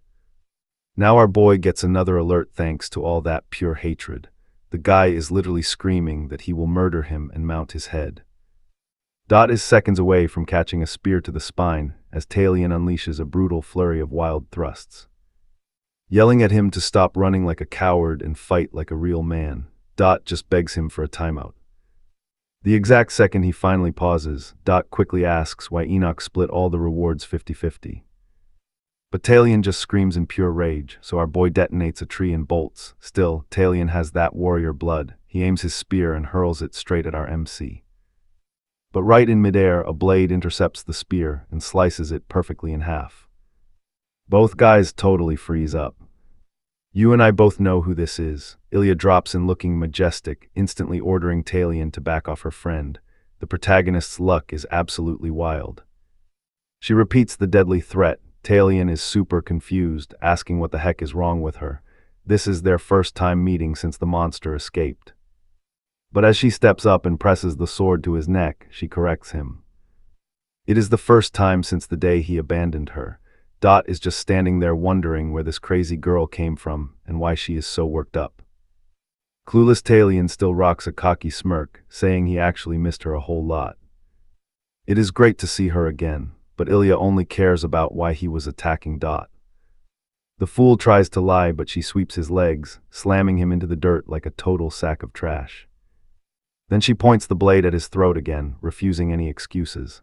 Still confused, Talion demands to know why this skilled girl is protecting trash. But our girl coldly replies that he has zero right to judge who she chooses to hang out with. Talion scoffs, saying she hates people and thinks she is better than everyone else. Pretty ironic, right? Does she not feel like a massive hypocrite? Ilya claps back, certain that Dot would never act like that. Meanwhile, our boy is just standing there, utterly clueless. Why is she going so hard to defend him? Then Ilya drops a warning. If he keeps provoking Dot, his life will actually be in danger. Talion suddenly realizes the truth. If he took that punch earlier, he definitely would have died instantly. Seeing that Dot is no fake, he drops straight to his knees, apologizing and swearing never to go near him again without permission. Ilya sheathes her sword, casually saying they can get along just fine now. She walks off, leaving our MC standing there trying to process what the heck just happened. He does not get her reaction, but hey, maybe they are still buddies. But enough of that drama. He seriously needed to go collect his score points. On his way back, he bumps into Trisha, who points out they have met before. He nods, remembering her as Ilya's friend. The girl says she has a question for him, and his spider sense instantly screams trouble, looking super awkward and completely stumbling over her words. She tries speaking, but our guy brushes her off to grab his score, and trust me, you're going to want to see what happens next. Because right now, Trisha finds Ilya's whole vibe incredibly suspicious. Normally he would try talking it out with Talion, but today, he just drew his sword. Trisha realizes our guy is in massive trouble. Stick with me here, because by the time he reaches Conrad, an absolutely massive brawl has already broken out. Apparently, the professor had to go all out just to stop the student council president from completely obliterating our boy. She was dead set on hunting him down no matter what. So Conrad basically said, "Over my dead body." And yeah, that is exactly how she ended up on the floor looking completely wiped out. He tells her to get up, admitting she has improved a lot. She might actually surpass him soon. Our boy, acting totally chill, says he just wants his grade so he can leave. Conrad, forgetting the test, asks what he brought. He apologizes for taking forever, but claims he found the absolute best ingredients. He pulls out a bag packed with super rare gems. The professor hypes him up, giving him first place. Percy is definitely going to love this. Quest complete. Now he figures he should probably go talk to Elmore before she gets seriously mad. But before he can move, Trisha pops up, asking if he is totally done. The professor dips out and Trisha suddenly yells at him to look after Ilya. But wait, she also warns him to keep his distance, because apparently Ilya gets super weird whenever boys are around. That literally makes zero sense, but whatever, he just nods and waves goodbye to her. He tells her not to sweat it, he will do his best. Trisha stays behind, thinking he better act right if he wants to survive this in one piece. She heals Elmore up while dwelling on a fact she already knows well. You should remember this. Ilya seems chill, but never push her past her limit. Later on at the magic department, Percy asks if he is finally cashing in that favor. Oh yeah, he is. He came straight to the magic goddess herself for this. Percy tells him to quit annoying her, and warns that she cannot pull off anything super complicated lately. He fires back that she is not the only one busting her chops to make things work out. But she snaps right back that nobody would be stressing if he just dropped that stupid favor. Our guy notices the entire room staring at him, but whatever, he has no choice. He needs to prep for the insane fight coming up. She sighs, admitting she has to do it because of their promise. So what does he want? He gulps, an Ilya reward worth 500 points. It was an evil seed he could trade for special skills at the shop. Right now, he holds a negative mark over Ilya. This means he can use the evil rule to literally force her to do whatever he wants. Same goes for Talion, since he has her mark too. Their skills and his entire stash would be completely perfect for this upcoming showdown. Only one tiny problem here. Right now, he is still way too weak to survive the crazy challenge ahead. But he knows exactly how to fix that. He casually asks for a cannon powerful enough to blow up the entire academy. You and I both know that sounds crazy. Percy literally asks if he lost his mind, staring at him like he is completely insane. She admits building a weapon like that is not actually hard. The real issue is how he plans to use it, but he interrupts, reminding her the contract says she must grant any ordinary wish. A cannon is not super weird, so she has to do it. Percy claps back that a school-destroying mega weapon is definitely not ordinary. But our boy swears up and down he will not use it to hurt anyone. He just needs to fix a situation before it goes wild. She obviously finds that even more sketchy, but she sighs and agrees, trusting he has his reasons. Since he has been busting out help with the monster problem, she decides to cut him some slack and build the crazy cannon. Then she mutters to herself, unable to believe the Chancellor actually trusts this random dude. A dude who is basically building a harem right now. She is actually starting to wonder if he will legitimately save the world. He hears her and asks, "What do you mean harem?" She completely freezes up, suddenly realizing she said all of that out loud instead of just thinking it. She stands there looking super awkward and flustered while he tells her to chill out. Oh, he has another request. She asks what it is, then he remembers he can pick an item from the Vision warehouse. That was his sweet reward for breaking the record. A bit later, he is walking down the hall. Now that he has canon permission, he needs the exact materials using that interdimensional car.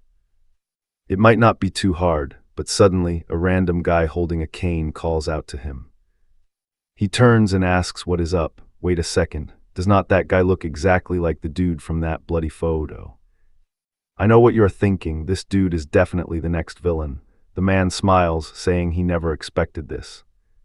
What a coincidence, right? He introduces himself as Galder Riverback, the head of a charity called the House of Purification.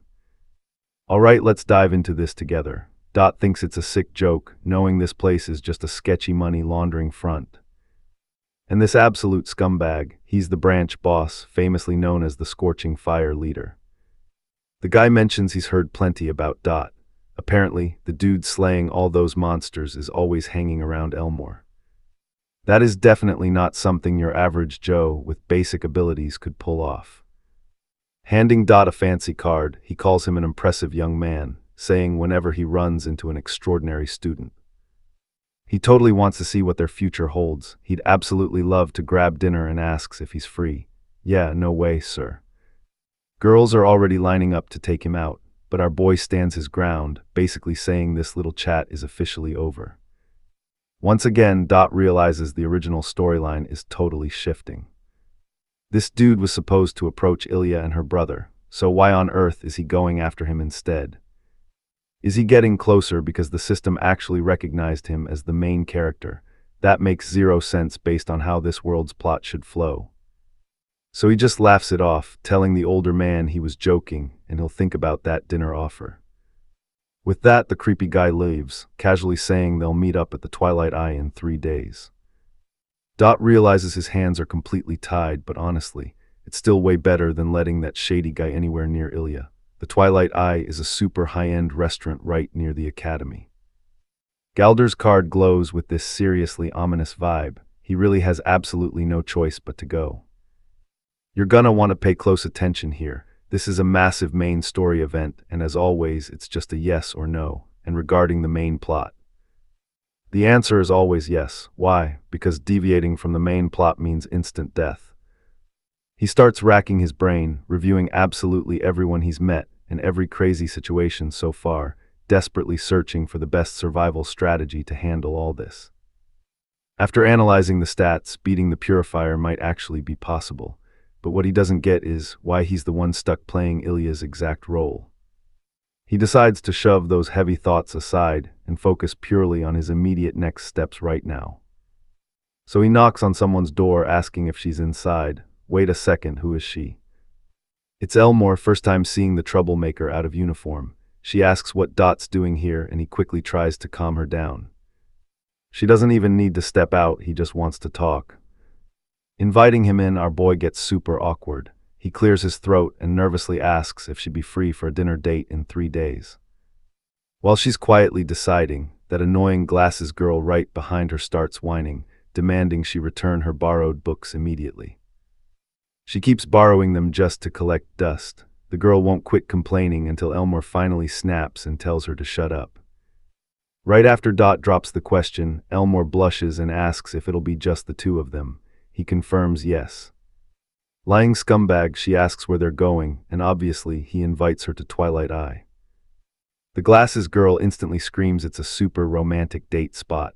Elmore says she already knows, but now demands to know his real motive. He promises to explain everything at dinner. Let's meet up, and just like that, he leaves her looking completely flustered and absolutely adorable. We cut to Flower Field. You and I both know a flashback. Someone's calling Ilya.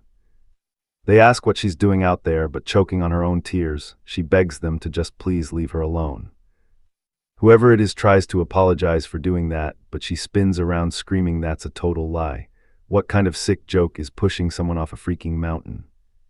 He awkwardly apologizes, swearing it was a total accident. She snaps back, telling him to seriously stop beating his little sister like that.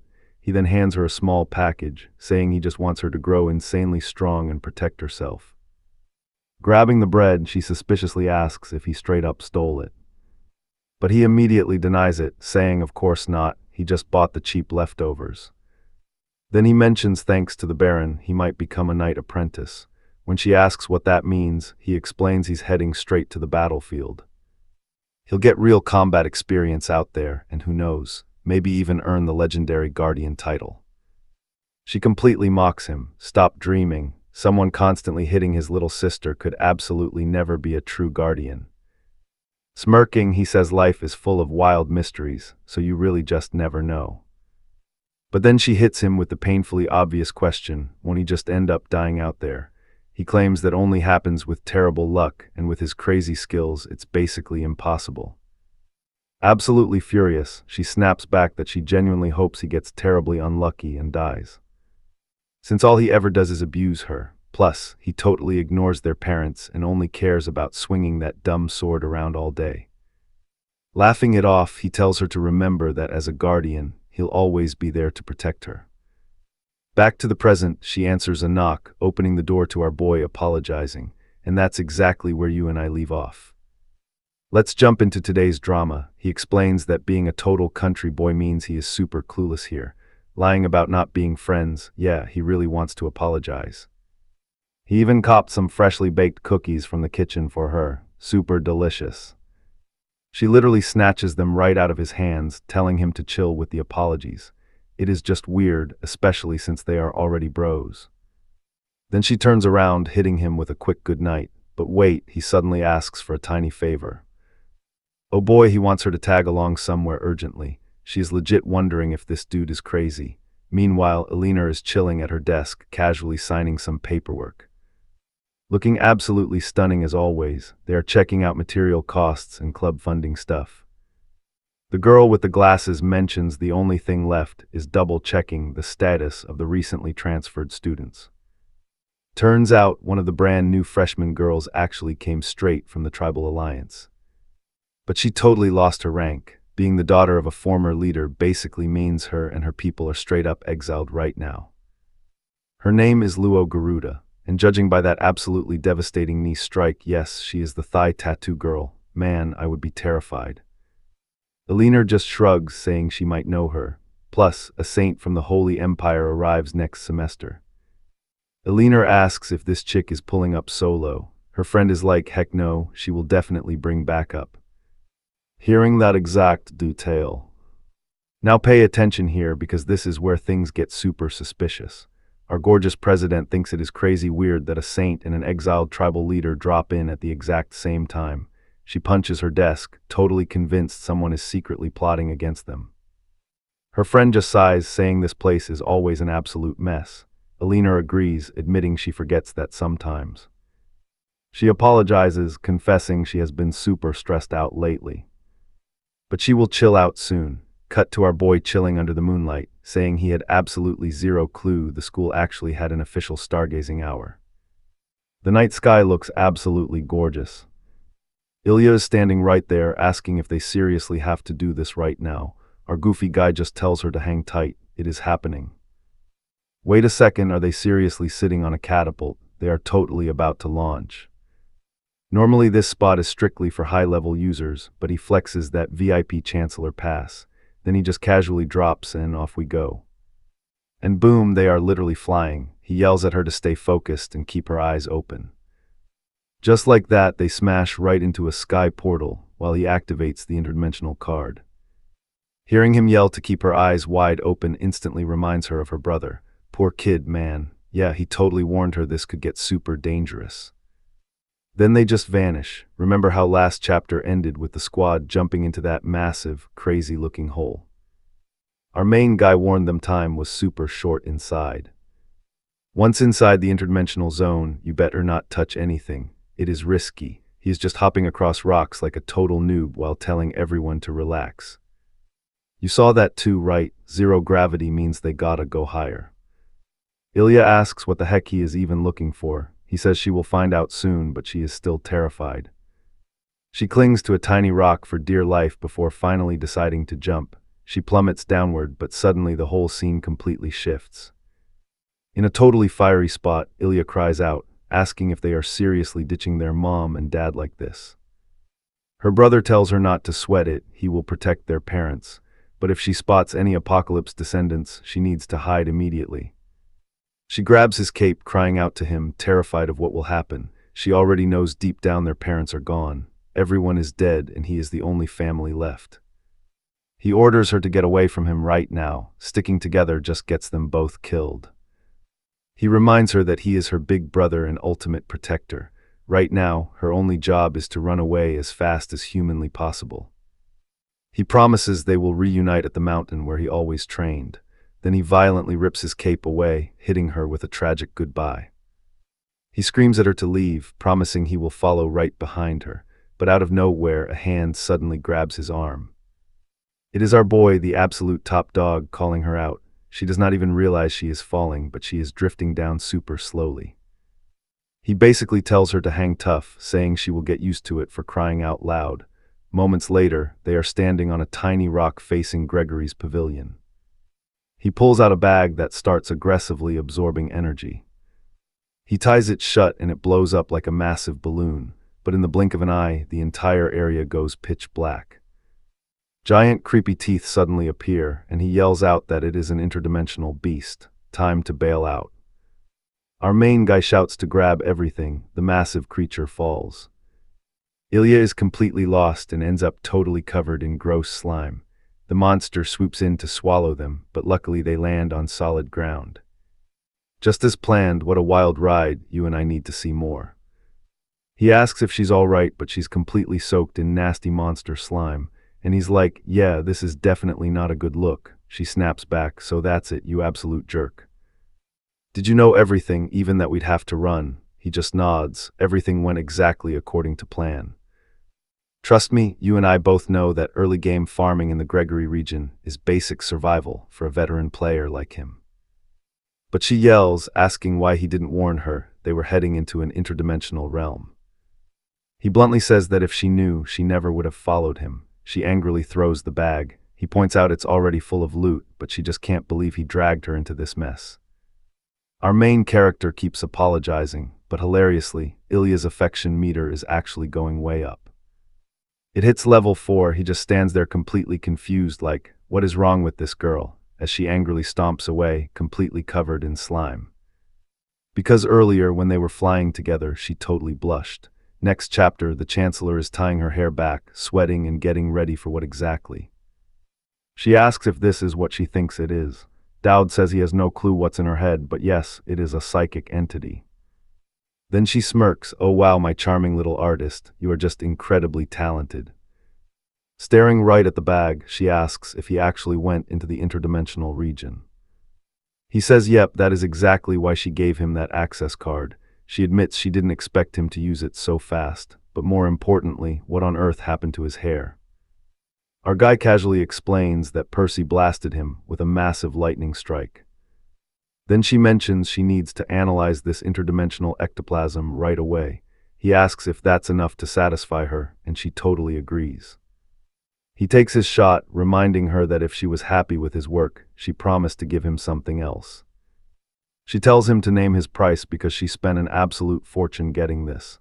But instead of a basic gift, he asks for a huge favor, an item containing a psychic entity. Basically, an overpowered weapon holding the actual consciousness of a legendary historical figure. He closes his eyes, explaining that maybe the item's consciousness will slowly grow stronger and eventually wake up completely. She's super hyped to see what he does next. To her, he was the perfect choice. He's just about to say, the specific item I want is, but she completely cuts him off right there. Let me ask you something. Why is he doing this? Now pay attention here, watch how she totally flips the script on him mid-conversation. So unprofessional. She points out he recently killed a literal assassin barehanded, and even took down the #1 hero candidate. So what's his real motivation to get even stronger? Our boy knows the endgame monsters are 1,000,000 times more dangerous than this. He's tangled up with Ilya and Elner, so he answers with his own question, why is she helping him so much? She acts totally clueless, claiming she hasn't helped him out at all. Yeah, right.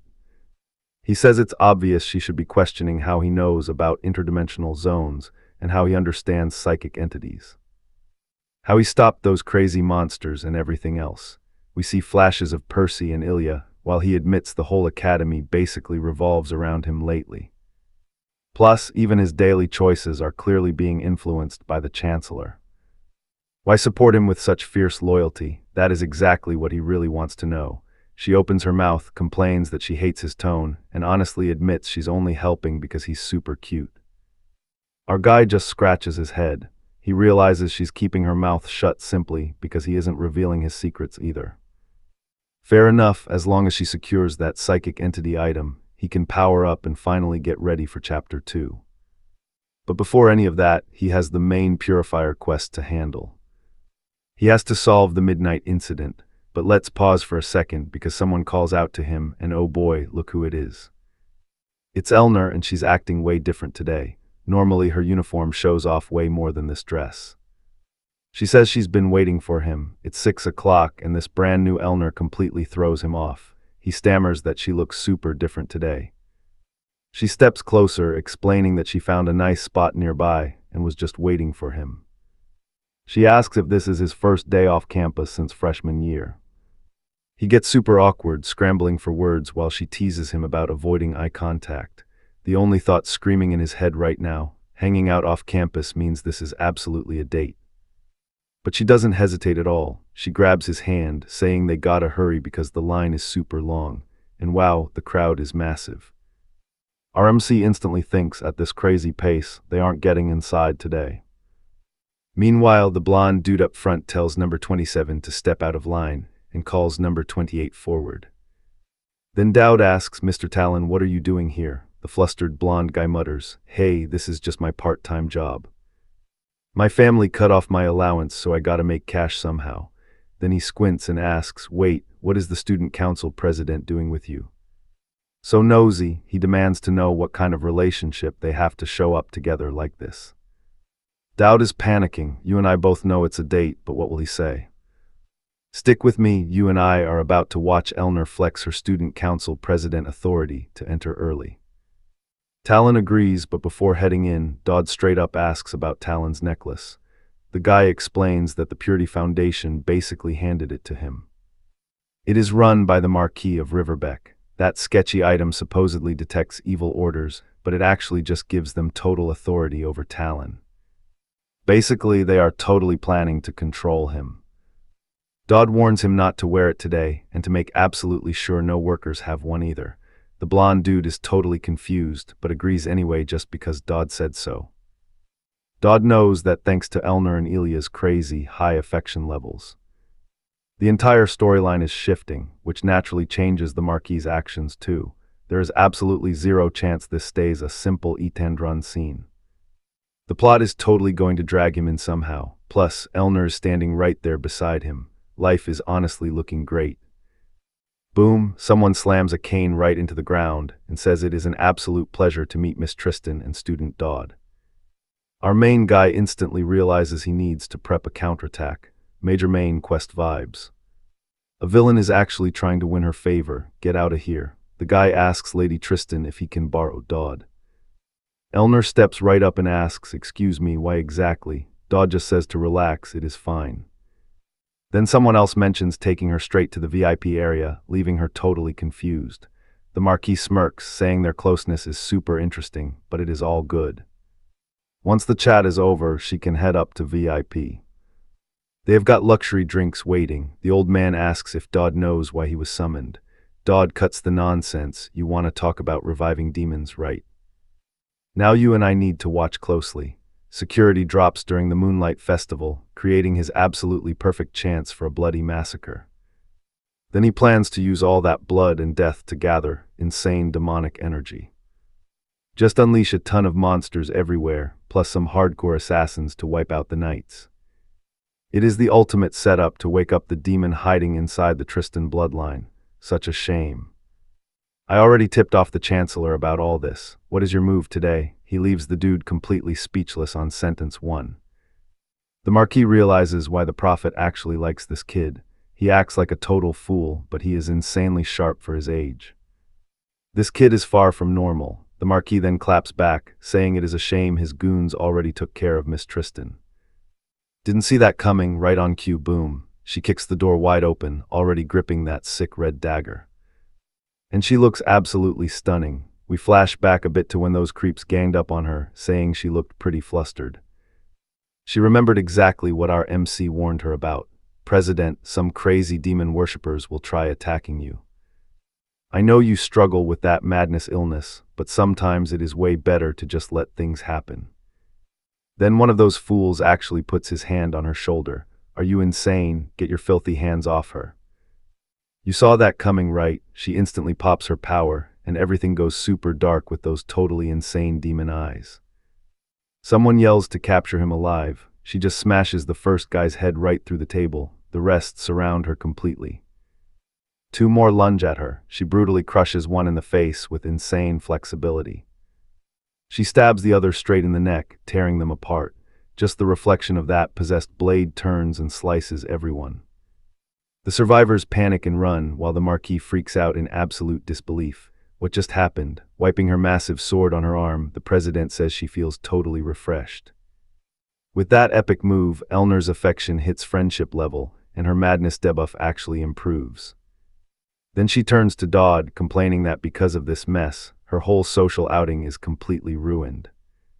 So they will just have to schedule another date, and weirdly enough, an exclusive quest pops up right then. He caught the attention of Gideon, his dad, before figuring out why the Marquis is pulling demonic essence straight out of his chest, according to our MC. Dodd yells at Elner to stop that guy from consuming it, but the Marquis opens his mouth, claiming he will receive God's grace, and we all know what that means. We cut right to the little house. Then a massive explosion of black energy blasts everywhere. Next chapter, our MC's hand pokes right out from under the rubble. He tries dragging himself out while the guy calls this awesome. He didn't want to use this power around the prophets, but now he wants to see how damn Dodd Campbell responds. The dude literally takes flight. Dodd looks up, realizing this entire world wants him dead. This creature was supposed to show up way later in the story. Now he is forced to take it down with minimal casualties, and the biggest problem isn't even him. It is that all the nearby demon worshippers just revived and are charging in to attack. Then someone screams out Professor Dodd's lethal slash, and trust me, you and I are both wondering who actually named this skill. Stick with me here. Talon stands by Elner, totally glad to be alive, but asks, what are those things? Dodd explains that if he still wore that necklace, he'd look exactly like them. Talon instantly realizes this is the Marquis doing his dirty work. Yeah, and right now, if you don't want to be stuck in this nightmare forever, listen closely to what I say. Talon speaks up, saying he'll take whatever advice Professor Dodd has. Meanwhile, Elner is totally hyped up right. She's standing there with a little blush, thinking, wow, this is super dangerous, but he's acting so strategic. Seriously, the girl doesn't even finish her thought. Because our main guy has already cooked up a master plan, she asks if he knows where the Marquis bounced to, and he's totally got an idea. See, all demon worshippers share one sick goal, spreading pure chaos and despair, all for their sacred land, Pandemonium. They want to turn this entire planet into Pandemonium, and that is exactly where he is heading. Hold up, he's at the Angel's Barrier. The demon claims even if he can't break it, he'll definitely damage it. So someone zaps him over there, and looking back he asks, how does Dodd already know he's in that spot? Our boy says it's super obvious he tapped into the demon's authority, so of course he'd go straight to where the absolute evil is sealed. Now watch this part closely. Elner finally lets him go. They dragged him here completely trapped. Wow, that is nice. The demon totally thanks them, smirking that he doesn't need to hunt down the Tristan girl anymore, or him either. Our main guy still declares that no matter what, they're both gonna survive this, while Elner thinks something doesn't add up. Our boy literally can't believe how much she trusts him, but to keep her family's dignity intact. Tristan completely matches that trust. Man, this is some genuine romance right here. Absolutely love it, and she dives into attack. The demon gets startled, but she takes a brutal slash to the chest. While our main guy is on the ground, he tells her to keep pushing, warning that the demon won't escape. Thunder is literally crashing everywhere. Our boy keeps doing all these flips and rolls while the demon is completely baffled. How is this kid dodging every single hit? And oh man, here comes another nasty slash to the leg. Lightning strikes and violently drags her away. Still on the ground, our MC moves and pops a sick combat roll. The demon tells the insect to quit running, but Elner's right behind him echoing that. Suddenly the creature calls them annoying, claps his arms together, and a massive lightning blast nearly fries our main guy, who rolls clear. The dark demonic essence starts glowing. The freak summons these fangs of darkness, and the attack is about to wreck our boy, but someone triggers a clutch divine shield. The lightning crashes down and he seems to tank it, but takes a direct hit to the chest. He's blasted backward, smashes his head on the floor, spitting blood while the demon laughs.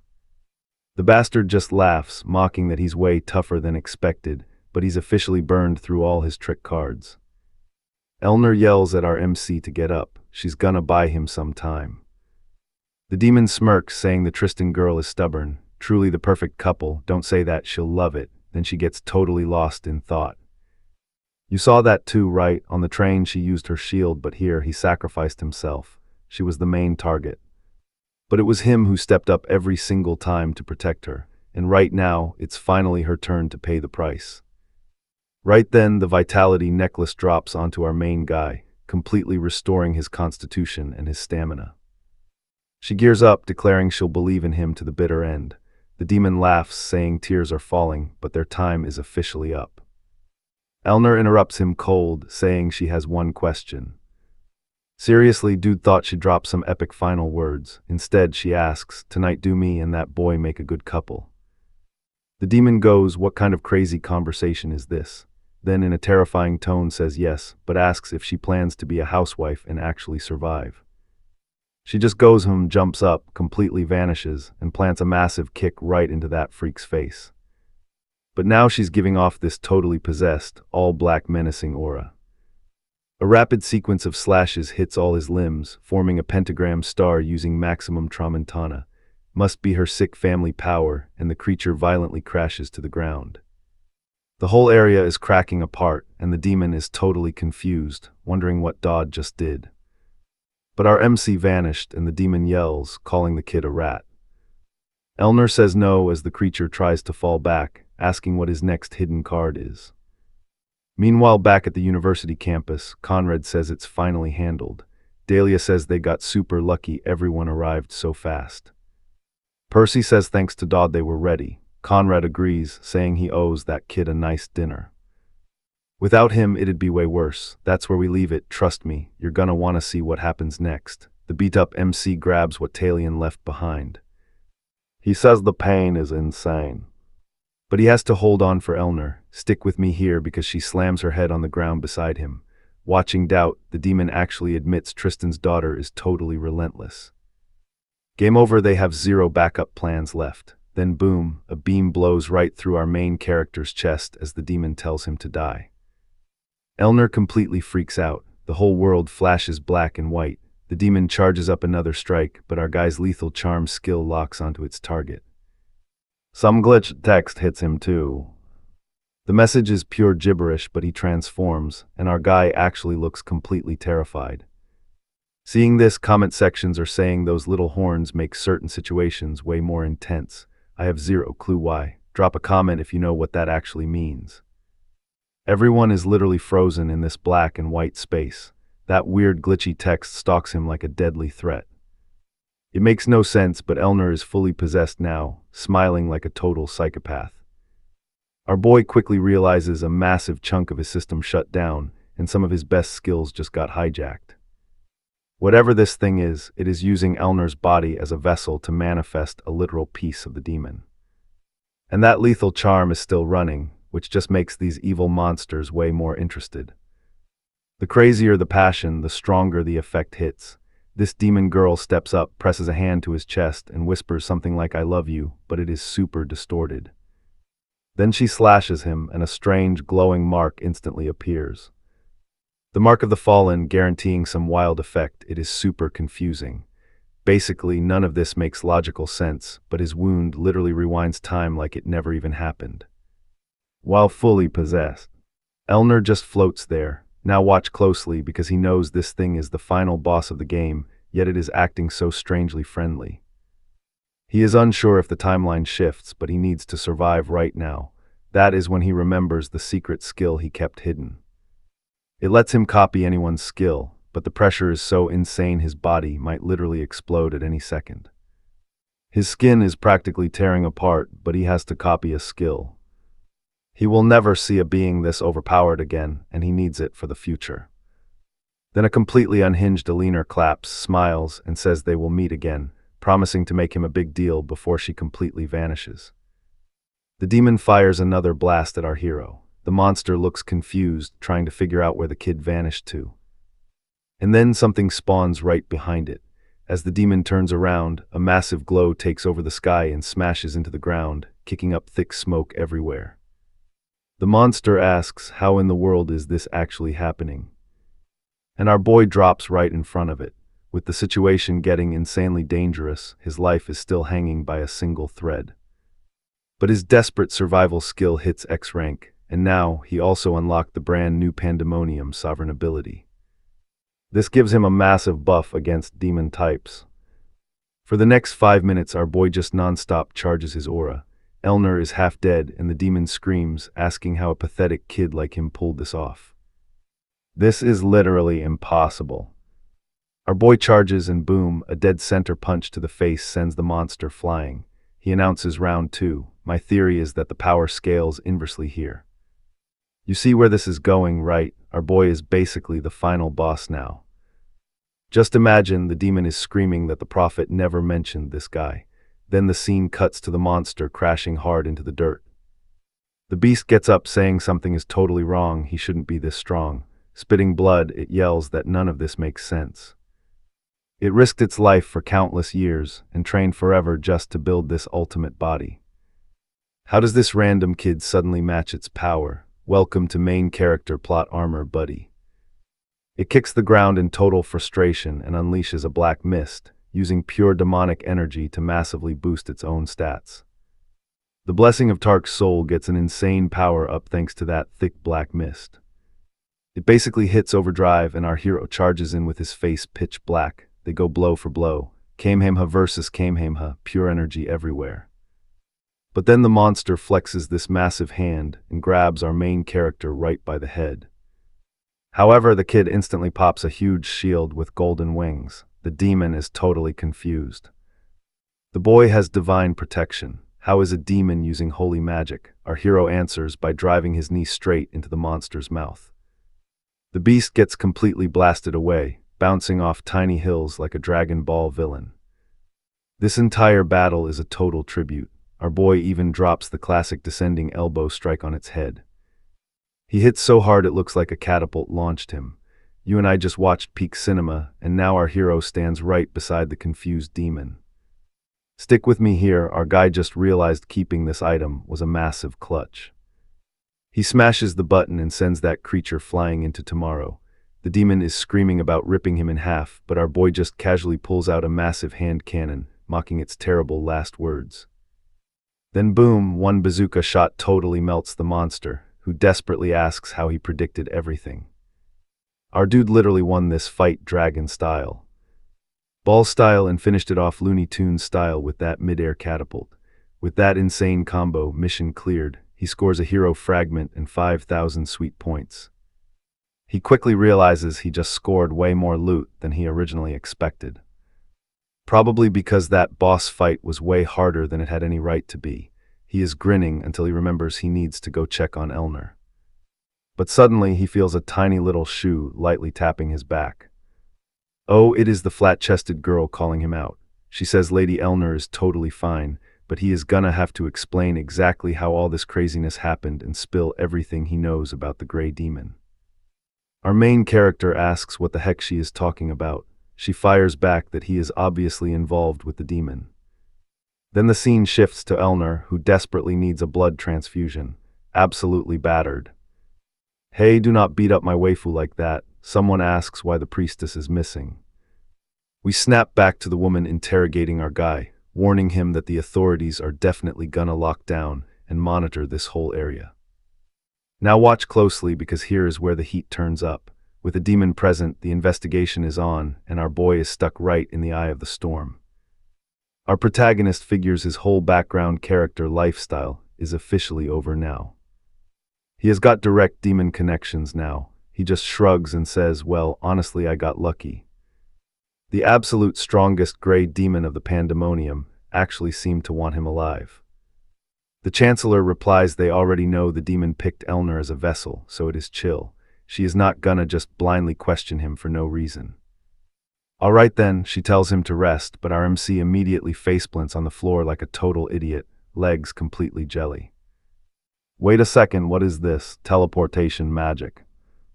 Out of nowhere, he wakes up sleeping directly on her lap. Hey, no complaints here. She casually warns him that other hidden fragments could manifest at any time. She drops this lore while our guy acts all shy and remembers the past.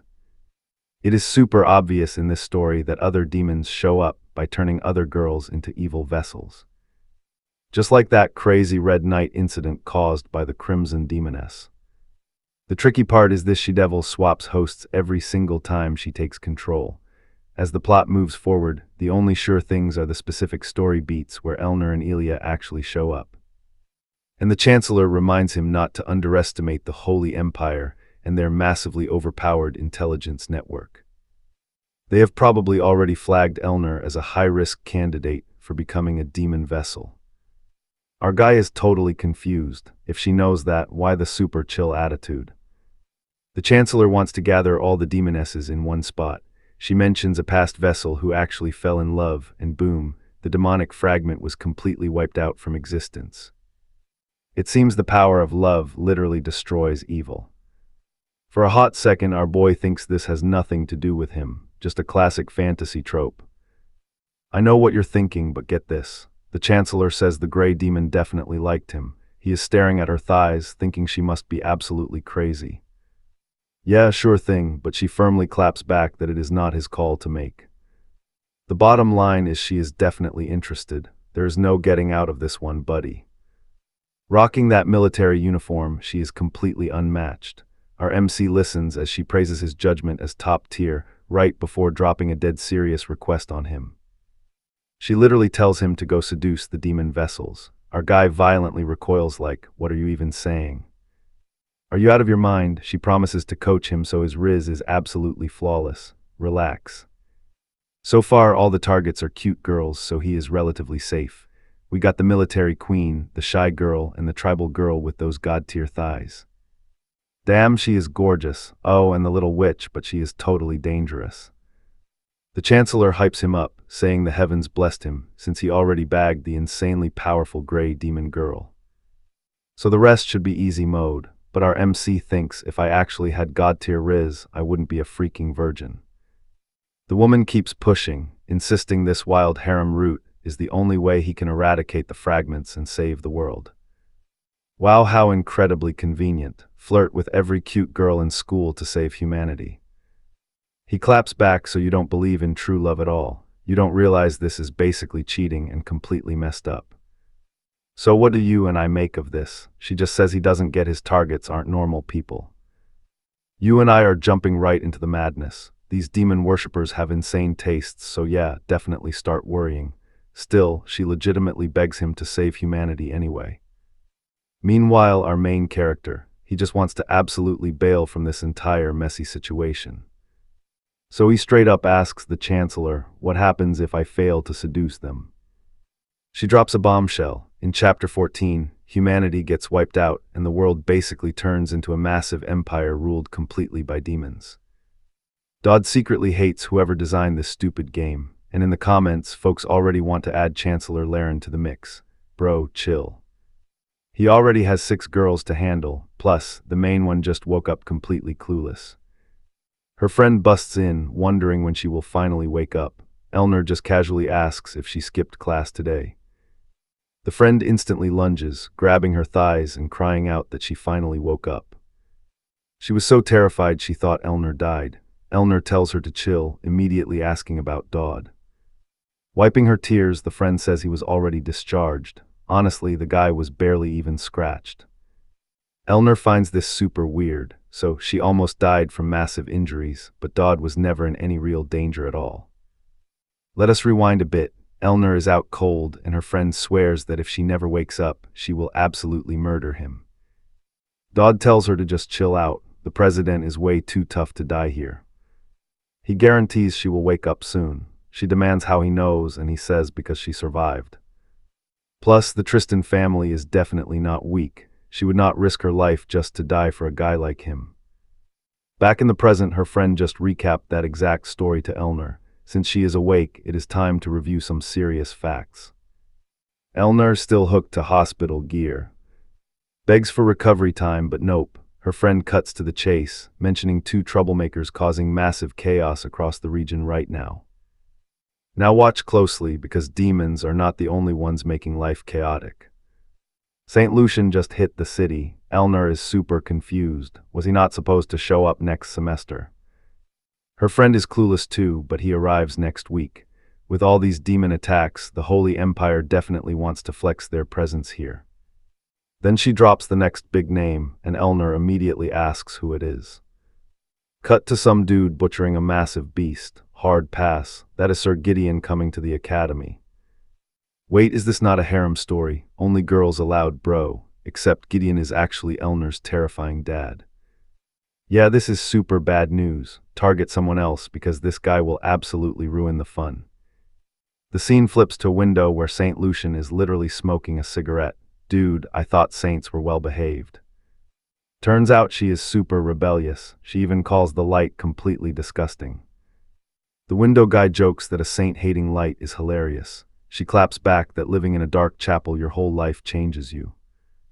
A dude looking straight like Joffrey from Game of Thrones says this chat is way too negative. She sighs and tells him to shut the window, but he is insanely annoying. He wants to chill and sunbathe a bit longer. She points out the irony of peace when a demon worshipper and a saint share one room. He smirks, claiming he thought she had finally become a bit nicer. She reminds him of the pure panic he felt when they met. They only team up because they share the exact same goal. Thinking they could ever be at peace is just totally ridiculous. Dark energy leaks from him. He claims humans keep her on a tight leash, but honestly her fate rests in his hands. He says whatever though. Valkasis can think whatever he wants. At least in this life, she finally has someone she desperately wants to protect. Trust me, you and I know this saint is going to bring our guy absolute chaos. Scene change. Our MC gets a letter from his dad. Summer is coming and it is insanely hot. Stay hydrated, eat well, and drink tons of water. Harvest season is near, so they are sending a guy named Herman to help. He can ask him for absolutely anything. The Campbell region, his actual home, is totally peaceful, so do not stress. His dad just wants him to lay low and stay painfully average in class. Not too great, not too terrible. Also, if he scores a girlfriend, bring her home for the holidays. While the letter shows a super tiny picture of Elner. Our MC is just relieved his dad did not show up. Standing right there is Herman, ready to help with absolutely whatever he needs. Bro, speak slowly please. The MC already knows this dude is totally useless, but hey, at least he brought some sweet Campbell family grapes. So what do we make of this? At least the grapes are seedless. Let's jump right in, people are whispering. This kid really brought a servant to school. Who does he think he is? So our main character tells Herman to chill out. It would be way better to act like a bro, not a butler. Herman just stands there looking super weird with grape juice dripping down his chin, while our boy thinks he literally has zero time for this nonsense. What the Chancellor said sounded super sketchy anyway. He blabbed about seals, demons, and saving humanity, plus some wild mission where Elner is literally part of the cursed state legacy. His dad is hyped too because that legacy is active. Now the main quest is all about some child king who completely ruined an entire country. The big problem here, he has no clue how to actually prepare. Because in the original game story, he never even saw Gideon alive. The first time they met, dude was already a corpse, brutally massacred right in front of Elner. In the original plot, that trauma awakens the gray demon inside her, but this time, her crazy power already woke up in the very first term. So the plan totally flipped. This is a massive headache because with Gideon alive, the whole timeline is shifting big time. Since Gideon is glued to Elner, running into him is basically guaranteed, but our guy needs to dodge him like the plague. If they do meet, he has to milk him for info, stuff the game never explained. Then he catches Talon slapping Herman, telling him to stop creeping on the main character. Our boy steps up, he's my butler. And he drops a threat, Talon hit my butler, so tomorrow he owes me his sword. Watch closely because this gets wild. Talon instantly drops to his knees like, alright bet, he's basically fanboying hard. Finally, we get to the good stuff. Our main character tells Elner that the situation is weird. He wants to join the divinity department, yet now he's begging her for sword lessons. He claims Tristan techniques are super rare, which is totally obvious. He just wants the basic moves. He's totally using that rising affection meter to cash in favors. She agrees, saying since her subordinate asked formally, she'll help out. And yeah, he's insanely desperate to copy her sword skills, but then someone rolls up, calling this a very unusual sight. The busy president wasting time here. Ilya casually asks what kind of private tutoring is going down. Elner straight up says yeah, Dottie's asked her face to face, so she's helping him. Our boy instantly realizes this is about to turn into some massive teenage drama. Ilya argues he shouldn't learn from Elner, who uses one hand, while he literally rocks a two-handed sword. Elner claps back, saying the teacher matters way more than the style. Ilya completely agrees and smirks. That's exactly why she should teach him. She was a teaching assistant and literally specializes in giving lessons. Elner gets heated and asks if Ilya really wants to test who deserves to teach. Our main character sighs. He hasn't even had one single second of training, and they're already ruining his master plan. You know what comes next, right? Ilya draws her blade, claiming she knows Tristan-style openings. Meanwhile, Herman watches from the sidelines, joking that the young master sparked a legendary catfight. Ilya asks if Elner is ready to use her real powers. With Tristan's condition, Elner shuts her down, saying Ilya could never handle it. Ilya lunges forward, shouting that class is in session. Elner just looks bored out of her mind, calling Ilya's moves way too wide.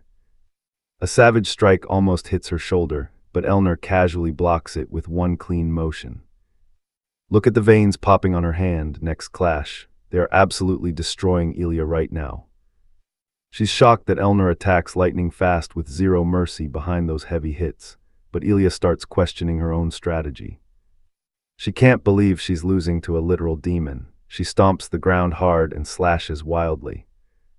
Elner spins around, telling herself she'll completely crush these demons. She knows this woman will be consumed someday. No matter what, she's just another tragic sacrifice. Then boom, Ilya's blade lights up with a blazing aura, the true strike of the Guardian. And our boy is sweating, thinking, isn't this getting a little too intense? Elner says she struggles to control her emotions and delivers a fierce slash because Ilya's attack was heading right for our guy. The flames completely scatter. Ilya panics, Herman straight up faints, and Elner looks flawless. Our guy realizes her reaction time is just completely off the charts right now. It seems she was merging with the piece. Ilya apologizes from far away, and Elner admits Ilya has skills, but there's a whole other level beyond just basic swordplay. She needs practice to avoid endangering her friends. Absolutely brutal roast. Herman is just laying there out cold. Now our guy starts thinking deep. Elner is evolving way too fast. He can't waste a single second. He needs crazy power ASAP. What do you and I make of this? He needs survival shortcuts and sacred astral energy. Basic sword skills just won't cut it. He needs to train both sides, which is why he shows up. She is just eating an apple while he says she looks good. Stick with me here because this crazy girl instantly attacks him. He realizes it is finally time to help the saint's little sister out. Next chapter, a massive, corrupted skeleton is lying on the ground. And someone tells her that hoping for a savior or a friend to show up will only bring her way more pain in the end. Seriously, it is always some demon brother with these girls. We are way past daddy issues at this point. Welcome to brother issues. He says hope only leads to despair, so she should just accept it like her sister did. A drop of blood hits her forehead. The demon takes over, calling her a cursed charm. He says she will die totally alone, but hey, at least that protects everyone else. Suddenly her eyes snap wide open as a voice calls out. This is Uria's duty inside an abandoned cabin, and we jump back to the exact moment she grabs that little apple. When our main guy shows up, he asks how she is doing and says she looks super healthy. She instantly spins around and swings her sword straight at him, basically saying she is not messing around. He jumps back to block as she goes totally wild, slashing everywhere. He thinks about dodging, but then another massive attack comes flying in.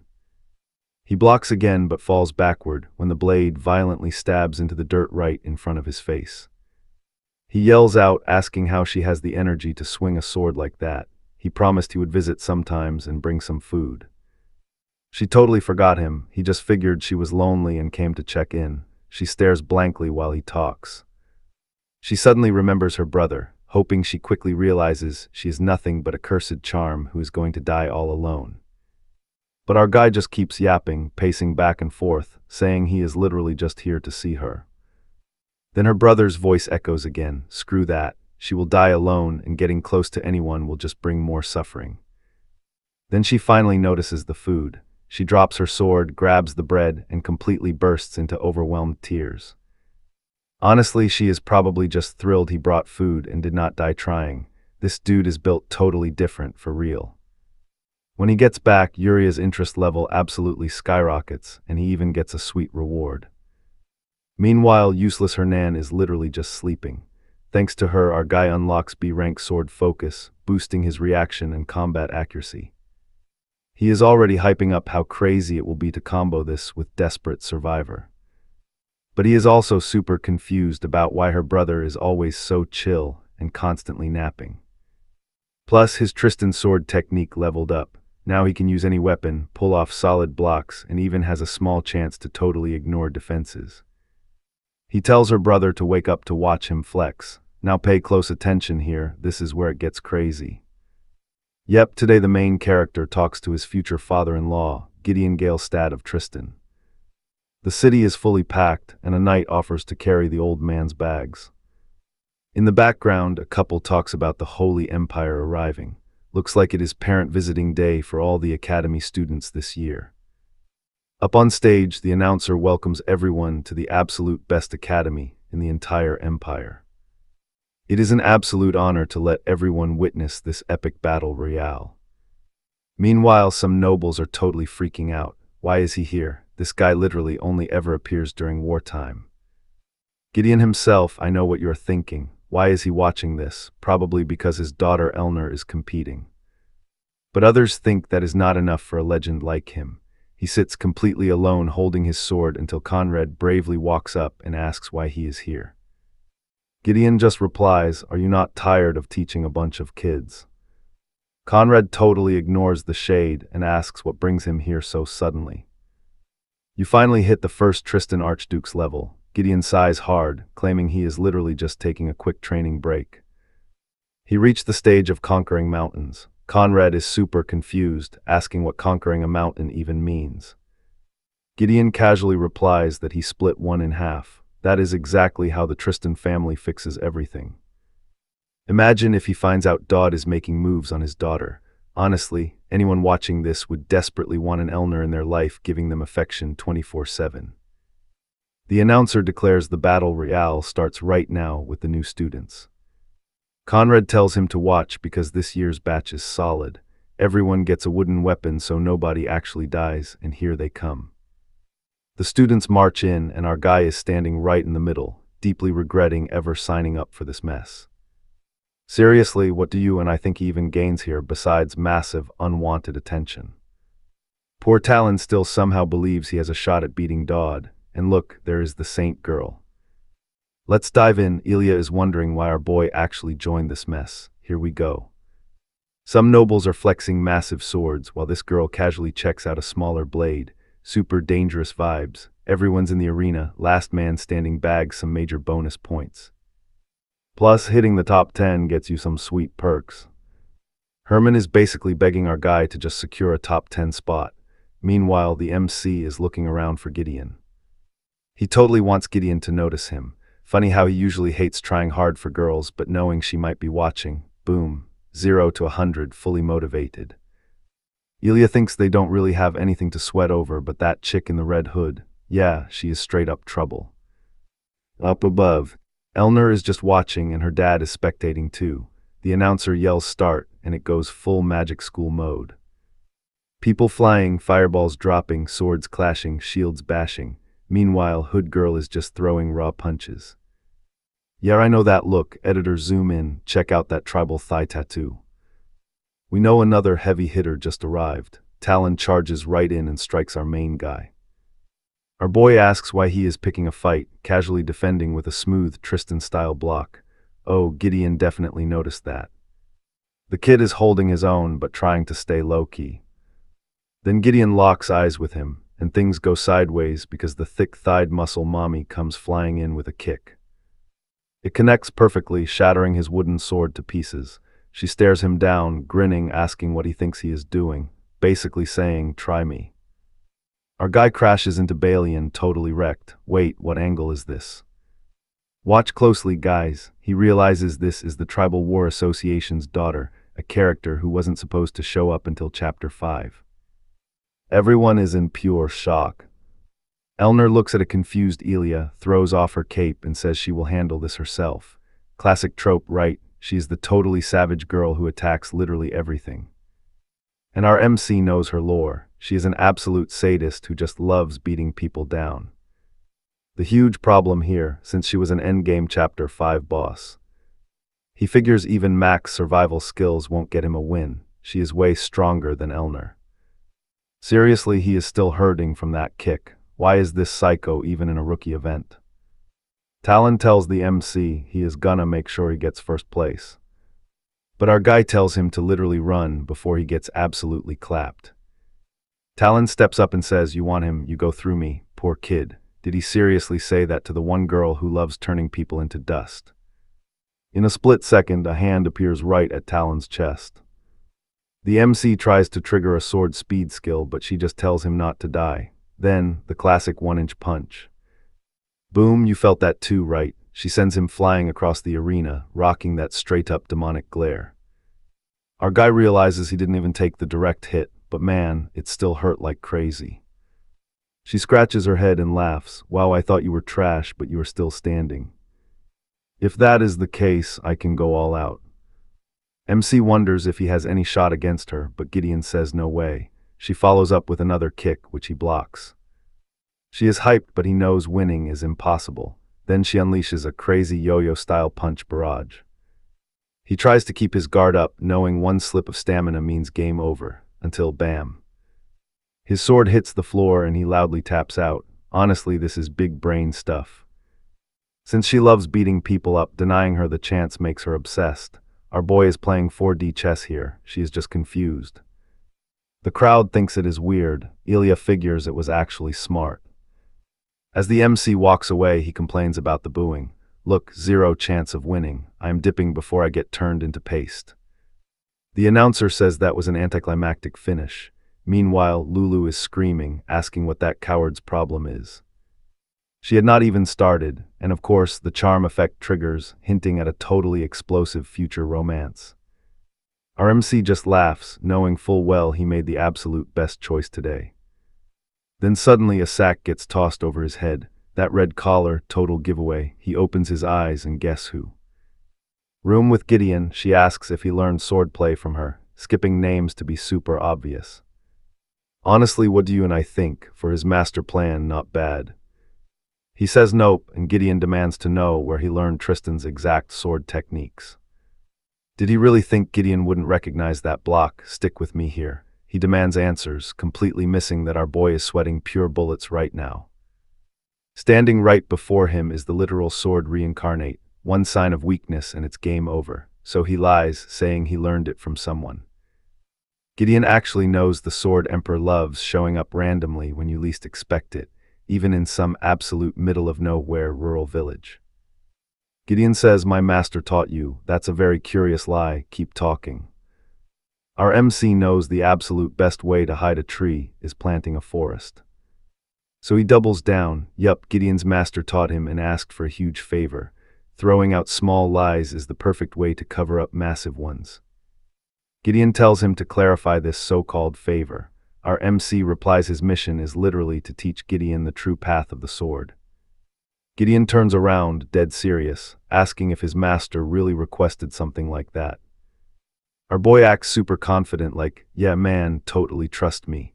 Gideon warns him he'll definitely have to answer for those bold claims. What our MC doesn't totally get is how exactly he's supposed to back that up.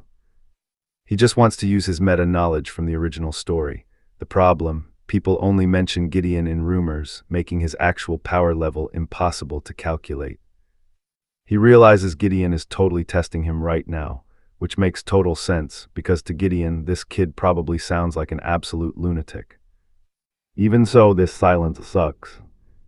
Now watch closely, this gets wild. Gideon randomly points a finger, asking why he isn't blocking. Our boy is confused, but Gideon says he's already dead.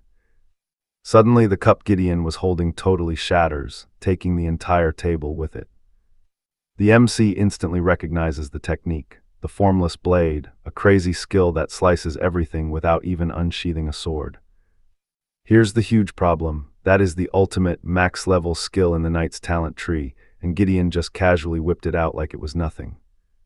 Something else crashes down, and Gideon bluntly tells him he just died again.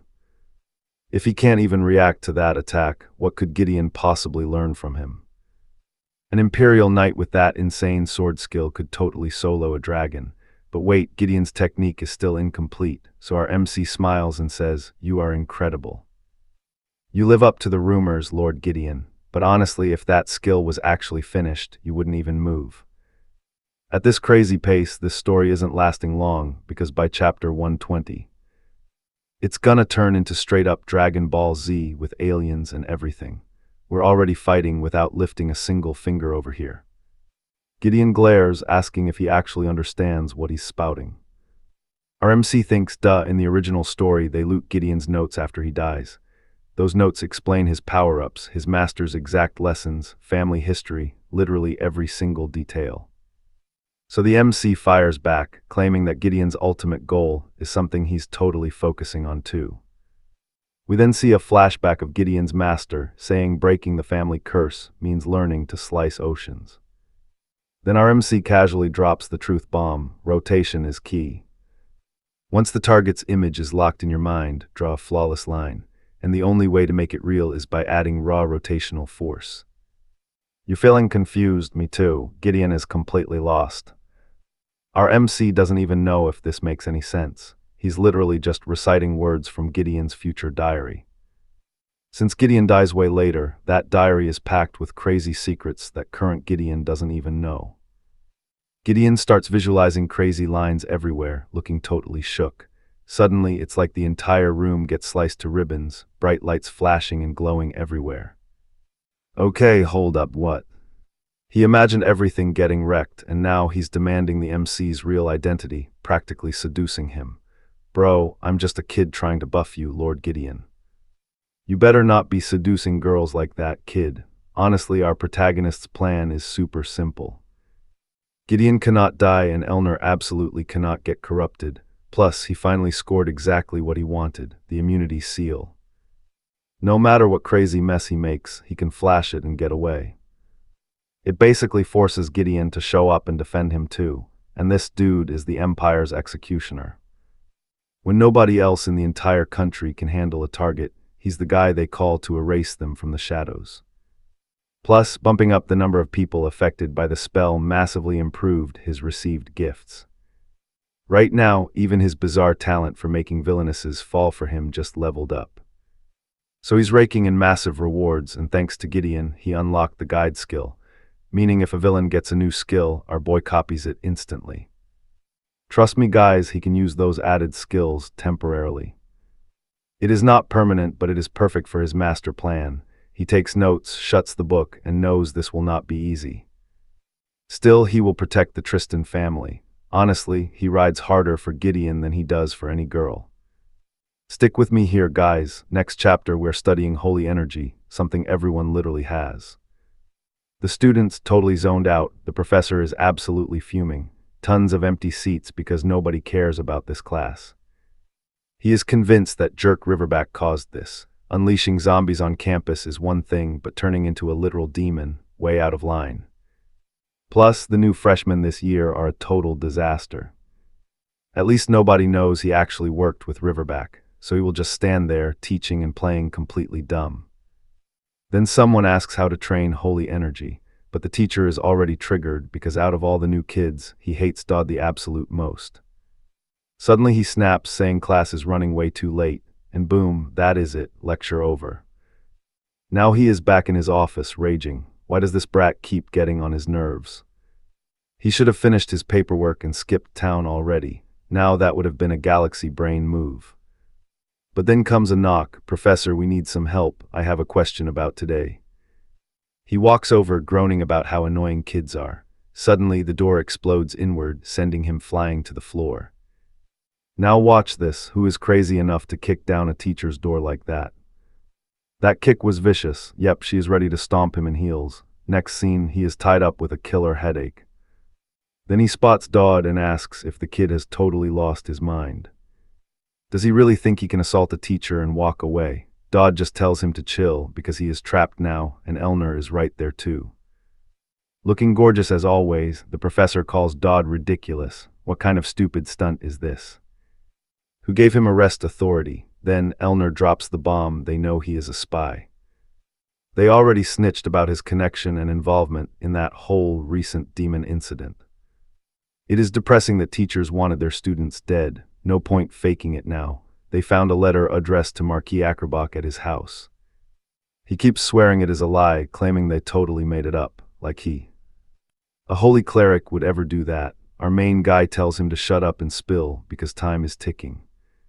He demands the names of every school spy. The teacher refuses until Elner literally punches him in the mouth. Blood everywhere. Finally he talks. It is the guard Barry Moore, the nutritionist, and a few others. Our boy heals him up a bit, saying he cannot understand his bloody mumbling. The professor is shook. How can this kid use holy energy? After dropping names, Dodd walks off. The teacher asks where he is going. We both saw this coming. Dodd says it is obvious. Did he think dropping names meant freedom? Elner goes to grab the desk documents. The professor instantly flexes his aura, yelling he will not allow it. Our main character realizes this shady professor actually knows some heavy military combat arts. In a flash, the guy is right there, hand reaching to snatch the papers, but then, boom, Elner slashes him. His neck twists, he slams into the wall, and the Chancellor gets totally splattered like she just took a surprise blood shower. But Dodd is hyped. He secured all the juicy intel on the Empire spies. He thanks his buddy while Elner just stares at the furious professor, who mutters he never liked Dodd anyway. Dodd reminds him way too much of someone he met when he first heard about Riverback. He kneels, saying it is an absolute honor meeting the prophet. She warns him, ask anything, he dies. Tell anyone, he dies. Savage. Wait, that is the prophet. She looks nothing like Ilya at all. Or am I just completely tripping right now? This dude thinks that lady resembles our girl. Is his vision trash, or did I miss something? Scene swap to another campus zone. Our boy is super relieved they sorted everything out, but Elner says messing with the ending like that really is not her vibe. The good news, her crazy energy is actually calming down. She quickly asks if he has something awkward to say, eyeing the small crystal. He nervously says no. She leans right in. You and I both know he is sweating as she asks why he secretly met her dad. Our guy completely freezes up. He admits he met her dad, but swears nobody knows and it was kept totally hush-hush. The problem, he literally never brainstormed an excuse for this. Elner just sighs, hoping her dad did not do anything bad. He panics, saying no, absolutely nothing happened. The dad just noticed our boy using Tristan family skills and came over to ask about it. She thinks it is weird and asks why Gideon would even care about him. He guesses it is just for the competition. Who knows? He walks off saying whatever. He doubts her dad cares about an amateur like him, but our guy, he knows they will cross paths again. You and I are about to watch this get super complicated. Then, completely unfiltered, he blurts out that they are family. He has to stick close to Gideon if he wants to keep her safe. Instant regret. He really should have kept his big mouth shut. He is definitely not strong enough to protect her yet. Elner calls out to him, noticing he finally looks totally relaxed around her. Tipping her cute little hat, she warns him, if he really wants to protect her, he better watch his words. Seeing this shift, Daeod is now chatting with his super confused little brother. Daeod is turning heads, walking with Elner and chatting up the head of the Tristan family, but he tells his bro to just chill. They are just school buddies, nothing deep. Right now, Daeod just wants to survive until Chapter 2, plus his gauntlet finally formed a soul link. Once he gathers enough holy energy, the spirit ritual begins. He tells the kid to taste every ice cream flavor and bring back the absolute best one. The boy bolts. Finally alone, he can awaken the Gregory Pavilion ghost. This is that exact item he scored from the Chancellor.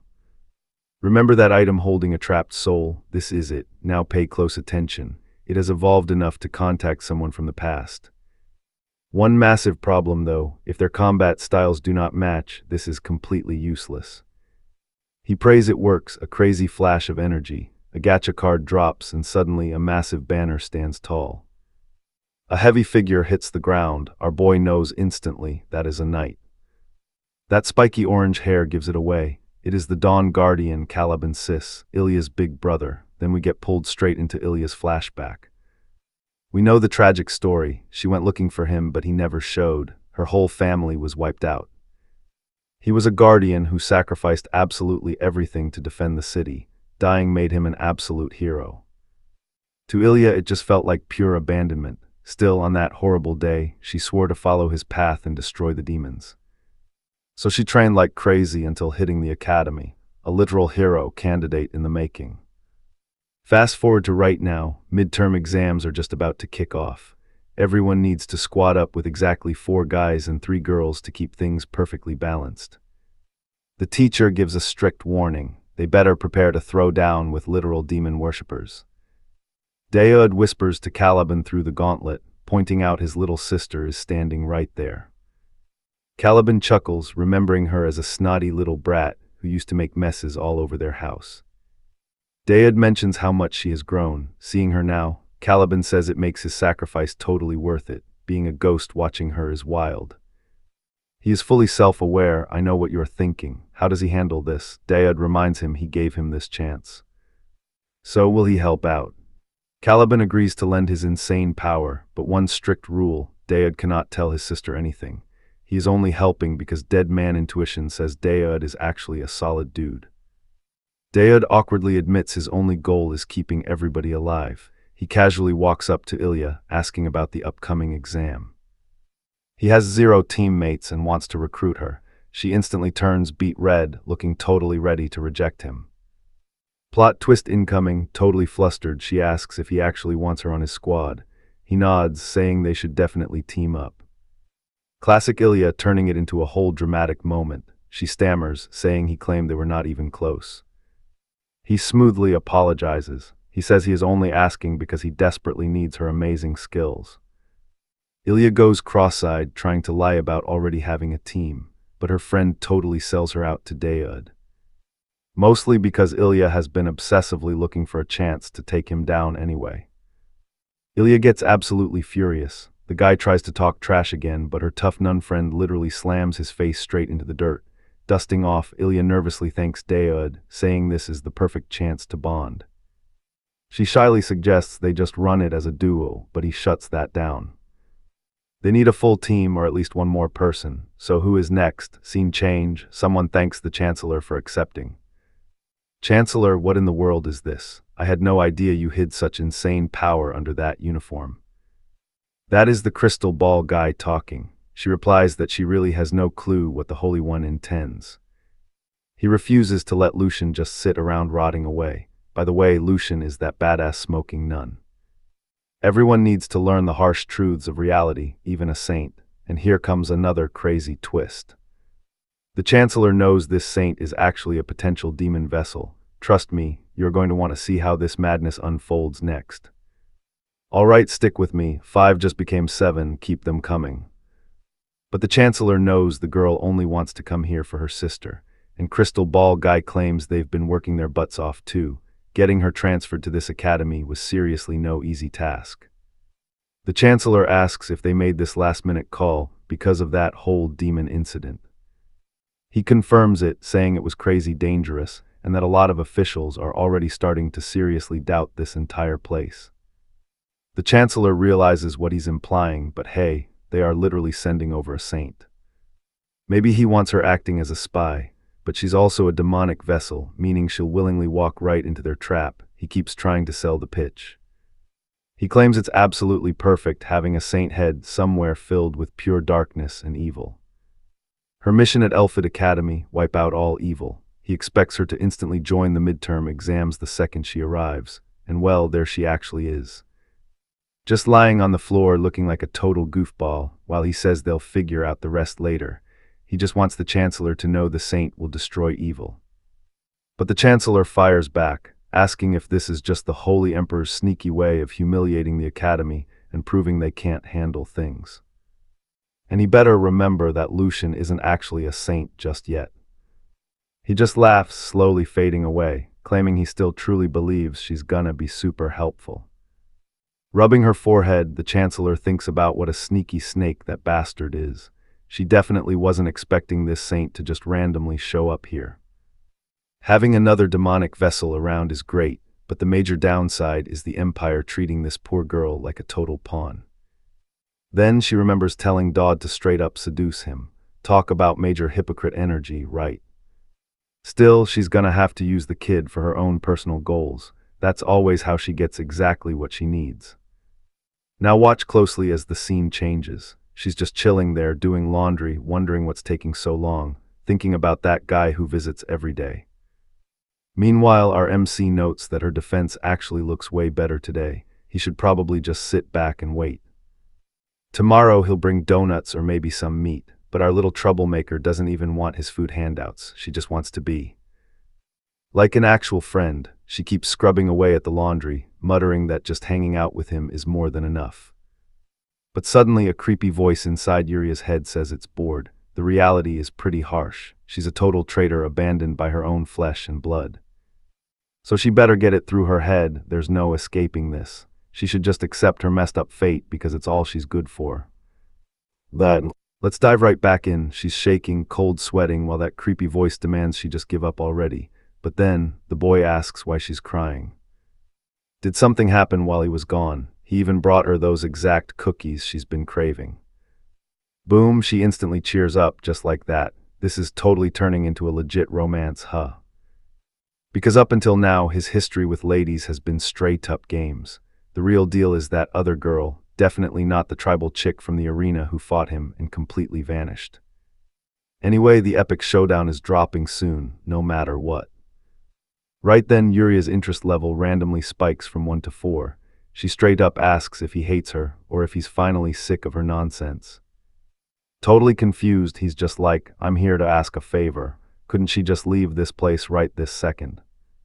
Now watch this closely. Crying, she says yes, but her sword randomly shoots right at him. Plus, the idiot crushed all the cookies. Our MC is completely buffering, trying to process this wild attack while she frantically apologizes, swearing he must absolutely hate her now. She desperately wants to get closer, but he's sweating, saying he's not doing too hot himself and they gotta bounce right now. We then smash cut to the start of the chaotic midterm, exams over at Alphantia Academy. Ilya demands to know what on earth happened to Dodd. She's got questions, but he's rocking that mask, just saying they'll chat later. She's not having it, answers right now. Why is he casually walking a girl around in chains and a literal collar? He panics, swearing he can explain. It's not what it looks like, nothing weird. Yuria secretly thinks it was her brilliant idea for comfort. I know what you're thinking, and Ilya agrees. She's convinced Dodd found the Academy's absolute biggest weirdo. Honestly, it's top-tier, never-before-seen degenerate behavior. Suddenly, Calivan's tiny spirit pops up, warning our MC he better explain this mess fast, or his sister is definitely getting the wrong idea. But nope, the MC decides to explain absolutely zero things, boldly dropping, she's staying right by my side. Stay back, guys, this is totally part of my master strategy. Elas snaps that he better not be planning to slap a freakish collar on her neck too, but our boy just brushes it off like it's totally fine. He calls out to Yuria. Boom, scene change. Now we're deep in the woods watching a bunny hop around. Turns out this is Calivan's exhausted, wiped-out survivor squad. One guy chilling in a tree admits that insane girl from the tribal association was way too much, even for them. The blonde agrees without those barriers they'd be dead. Trust me, you will want to see what happens next. So his buddy says they should start hunting down total losers like Dodd, calling them super easy points. The blonde guy completely brushes it off. His friend is stunned, like, wait, didn't you hate Dodd? He admits he did, but says everything is totally different now. Let's just say his worldview got a massive upgrade, but stick with me here, this tribal girl is insane. Look at how she totally trashed that guy, calling everyone weak while flexing that little thigh tattoo of hers. She actually wonders why everyone is so totally useless. Then she literally stomps the grounded dude, saying only filthy trash deserves to die. Then a massive flash of light, Elner drops in and blocks her. They lock eyes, totally daring each other, and the crazy girl gets hyped. Flashing lights, dark energy, the whole ground is tearing apart. Elner tells her she is drawing way too much attention for a totally exiled academy student. Lilu just stares right back, thinking she finally found someone actually useful. Elner points her sword, warning that as a delegation officer, she absolutely cannot just stand by and watch her murder academy students. So she seriously needs to stop. Lilu literally rests her forehead right on the blade and asks why. What is Elner gonna do about it? Elner straight up tells her to chill. If this was a real battlefield, her head would already be rolling on the floor. This is my final warning to you, Lilu says. All right, let's pretend it is a battlefield. Now kill me. With the sword still resting on her forehead, Elner presses harder while Lilu tells her to just cut already, claiming her tribe has tons of people like Elner. They have some decent skill, but zero real conviction. Even if the love of her life got stolen, she would just stand around crying. When Lilu meets someone like that, she glares at Elner like she's about to unleash a demon. Now pay attention here, things are about to get really wild. She spots a shadow and then looks almost pleasantly surprised, saying that maybe her tribe is not the only thing that matters in this world after all. She is finally meeting seriously powerful people and it is amazing. She leaps to attack Elner, but Elner just watches. Then forced teleportation suddenly activates and Lilu completely vanishes. Damn it. I really thought the artist would take that chance. Lilu respawns up in a tree and falls out like a total idiot. She looks around, realizing everyone who failed or broke rules got booted from the competition. But when Elner looked at her, she felt it was not just a power gap. It seemed they were born worlds apart. Still, she wonders why Elner suddenly wanted to kill her. What did she even say to make her that mad? Her past victims are terrified of getting beat up again. Lilu figures her last comment was about Elner failing to protect her true love. So who is it? I know what you're thinking, but I'm not spoiling that yet. Then the main character's system pops up. Lilu Garuda is interested. Meanwhile, he is dragging Yuria all across the arena, and she is definitely the one absolutely wrecking everyone in sight. Elsia tries to understand the chaos while Yuria crushes these poor dudes. She really wants Dodd to clear up this wild misunderstanding. Right, what is wrong? He claims he has zero time. He is way too busy controlling Yuria. He yanks her super clothes and she admits she actually loves being right by his side. Elsia is totally convinced these two are absolute weirdos. Suddenly, some guy drops in on a golem and calls out to Ilya Tung, claiming he totally admires both her martial arts skills and her beauty. This dude is acting super macho. He showed up to fight her, beat her, and basically conquer her. The MC asks if she seriously has this many fans. The guy literally shoots out hearts and swears he won't let that pervert Dodd kidnap her. Elsia almost fires back that Dodd is not a pervert, but then realizes, yeah, he kind of is, so she just completely lets it slide. She says she is ready to face this guy head-on, but he tells her he is not actually here to fight her at all. The MC quickly realizes this dude is using cleric department magic, meaning the rest of his squad is super close by. He tries hitting up Caliban, telling him to wake up because he needs a tiny favor. Caliban straight up refuses to help. Sounds crazy dangerous. Yuria glances back, and a huge horde of students is charging straight at the MC.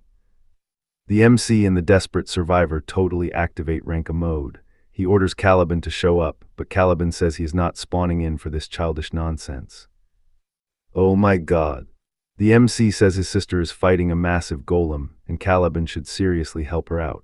Caliban pops out like a tiny ghost and gives her the mental realm buff. Jelia looks absolutely incredible. She loudly declares how much she hates her fans and slices that guy's golem completely in half. Everyone is left completely speechless, and the MC goes, well, there you have it. She perfectly fixed the biggest issue with that mental realm upgrade. She's sharing that desperate survivor bonus with the whole squad. That is just ridiculously overpowered. He says if one person gets X tier, everybody gets X tier. Only one catch, it burns through holy energy fast. Since she is running low, the buff drops quickly, and unfortunately, another huge wave is approaching. But Kurapika's chain is rattling, tearing things up again, and Leah says, get ready. Trust me, you and I absolutely need to see what happens next.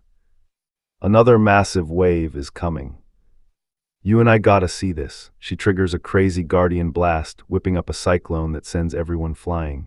Even our boy is absolutely stunned. Hard to believe he beat this girl with F-rank stats. Even Caliban is totally lost, wondering since when his sister became such an absolute powerhouse. Her magic is insane. Those lunatones just trapped those dudes in a wild tornado and swept them away. So his squad finally takes the win. His mastery levels up. He used Yuria but totally skipped healing her. So what happens next? Ilya straight up calls him a weirdo, but honestly she thinks being on Dodd's team is always a total blast, and yeah. She kinda forgets sometimes, but that redhead was actually part of the player's main squad in the original game's storyline. Ilya's old crew is the one that actually packs the real heavy hitters, the true main cast. They are hunting for items and trying to top the exam charts, but she is super confused because second place is not a full squad, it is just one single person.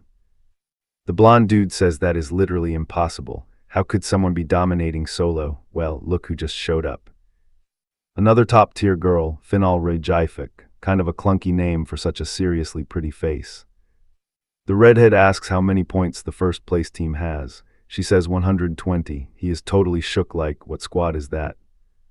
Now here is where it gets crazy. Our boy and his collared girl arrive at this weird cave. If they secure this zone, literally nobody can pass them. They head inside and our main character knows whatever happens in here is completely random. Ilya says even for an exam, this is going way too far. Yuria completely panics, asking what in the world her sister is doing there. Main mission number 2 just dropped. The Child King must stop the bearer of the nullification curse and protect all the targets. Lucian, the chain-smoking saint, is there. He walks up and asks if this girl is literally fueling this entire place with holy energy. Yuria is still totally freaked out, and Ilya promises she will follow the elephant path to save her. Suddenly a voice says they cannot allow that. An armored dude steps out, claiming the saint is doing all of this as a willing volunteer. It is the combat high priest, Klein Garrison. Ilya is super confused, asking what he means by volunteer work. He insists the saint is acting on her own free will, so they should not interrupt, then he demands the saint tell them the truth. She says yes, she is doing it because she wants to. Ilya asks why she would do something so gross. Klein tells Ilya to back off, warning her that she absolutely cannot oppose the will of the saint. Because doing that means going to war with the Holy Empire. Ilya says she is not opposing anything, just trying to save someone in pain. Klein warns that if she keeps pushing, they will stop her by force. Dodd seems to recognize Saint Lucian, one of the 3 big shots holding power in the Holy Empire. Weirdly enough, just like the Holy Emperor, he has this insanely obsessive interest in demons. Saint Lucian is basically just a puppet the Emperor uses to research those dark creatures. You see what is happening, right? Both sisters are being used, and this whole sketchy setup was purposely designed to push Yuria way past her absolute limits. It seems like this is still part of the exam. Or they are faking it because our boy says they are in first place and the saint deserves a break, meaning they already won.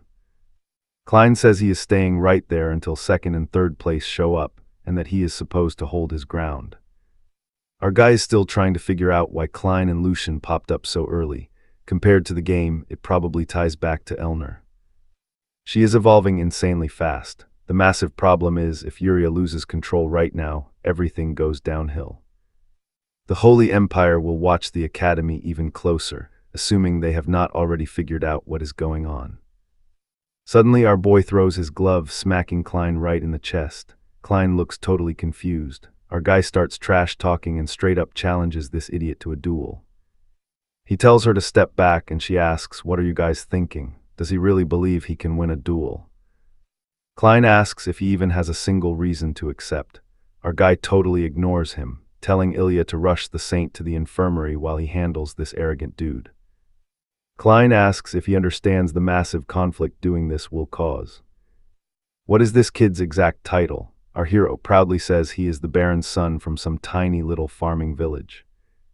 Klein scoffs, saying a high-class knight like him cannot be fighting someone like that. Then Dodd draws his sword. What, is he getting nervous? The dude finally draws his own sword and says, "All right then, I will just have to discipline a reckless student." In a flash, he is right in front of Dodd, who quickly draws and unleashes a direct slash at him. An absolutely perfect counterattack. Klein gets blasted backward, the girls are totally stunned, and the dude furiously demands to know who Dodd really is. Dodd just smirks, promising to settle this in an official duel. Trust me, you and I are gonna love watching him crush this guy. Alright, strap in, because our boy finally scored an official duel, and Adelante thinks he is absolutely out of his mind. Standing against the Emperor is basically fighting the entire empire. How did he even have the guts to demand a duel right now? She admits she totally told him to charm all the ladies. Honestly, while he is at it, why not rizz up the Chancellor too? Since he is here, why let him slip away? Adelante wants to know his reasons right now. He tells her to chill out. He stashed Lucian somewhere totally safe. Plus, he cannot grab these girls' attention with some weak, mid-tier results. Politics literally means zero when you are trying to save the world from demons. So the Emperor does not matter either. Adelante warns him not to forget he is already involved with Elner and Ilya. Things could get messy. He tells her not to sweat it. Those two seem totally chill for now. Our MC remembers his dad warning him to avoid trouble. But hey, he is already tangled up with Gideon the Angel and now fighting the Empire. Adelante bets the Emperor himself will probably show up to watch this. No clue what his master plan is, but he better remember how dangerous that guy is. Man, what wouldn't he do for two sisters? Wait, never mind. What wouldn't he do for two grown sisters? Speak of the devil, there is the little sister chaining her cigarettes like usual, just lighting up. Yuri walks over looking totally shocked. Lucian calls out. Yuri almost speaks, but her sister stands up and orders her to stay put. The curse was about to drop, but she charges straight in with her blade drawn. Then Lucian grabs the chain too, reminding her that they are twins. Honestly, who is dyeing their hair around here?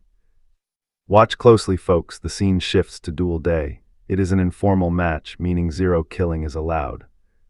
First one to take serious damage loses, or the whole thing ends if somebody just gives up. Our main character knows he desperately needs Lucian on his squad. Since she delays Yuri's awakening, keeping this blonde girl around means he absolutely must win this duel. Especially since Lucian is literally the Holy Empire's main spy. He must stop her from gathering extra intel. He figured the Emperor would appear in person.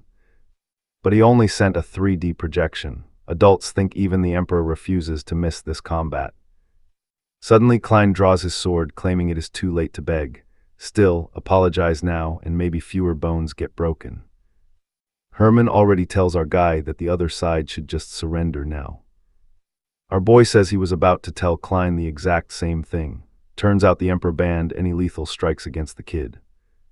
The more pressure applied, the stronger he actually gets. That is his entire broken skill. Damn, that guy knows everything about the system. Klein calls it cheating, and yeah, it really is. He saw it before but never expected someone else to show up. Klein is positive that is how the guy countered him. You feel the tension, right? No killing allowed. Things get messy as he activates his stored prisons. A massive wave of buffs drops at his feet. He says he will instantly teach this arrogant noble a lesson.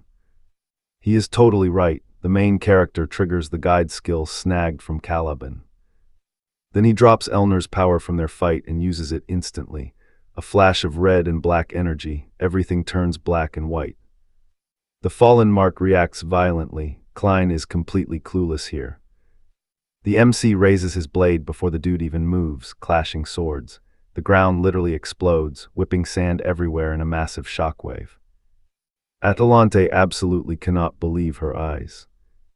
While the Emperor flashes this cocky smirk, our hero's eye glows with Elner's energy. Klein is still lost as the insane pressure forces his sword straight down to the dirt. The system states demonic energy is funneling into the fallen mark. Oh, that chest mark she gave him. Everyone is completely shocked. The sky is literally cracking. What is that thing? A giant presence appears. Now even the MC is confused, realizing time completely froze the exact second she manifested right there.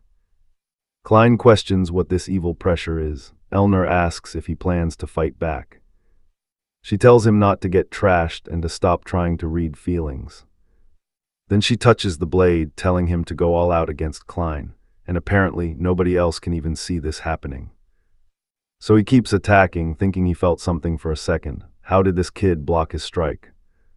Then our guy lowers his sword, casually saying the only thing he cannot do is kill him, before landing a brutal punch right to the face.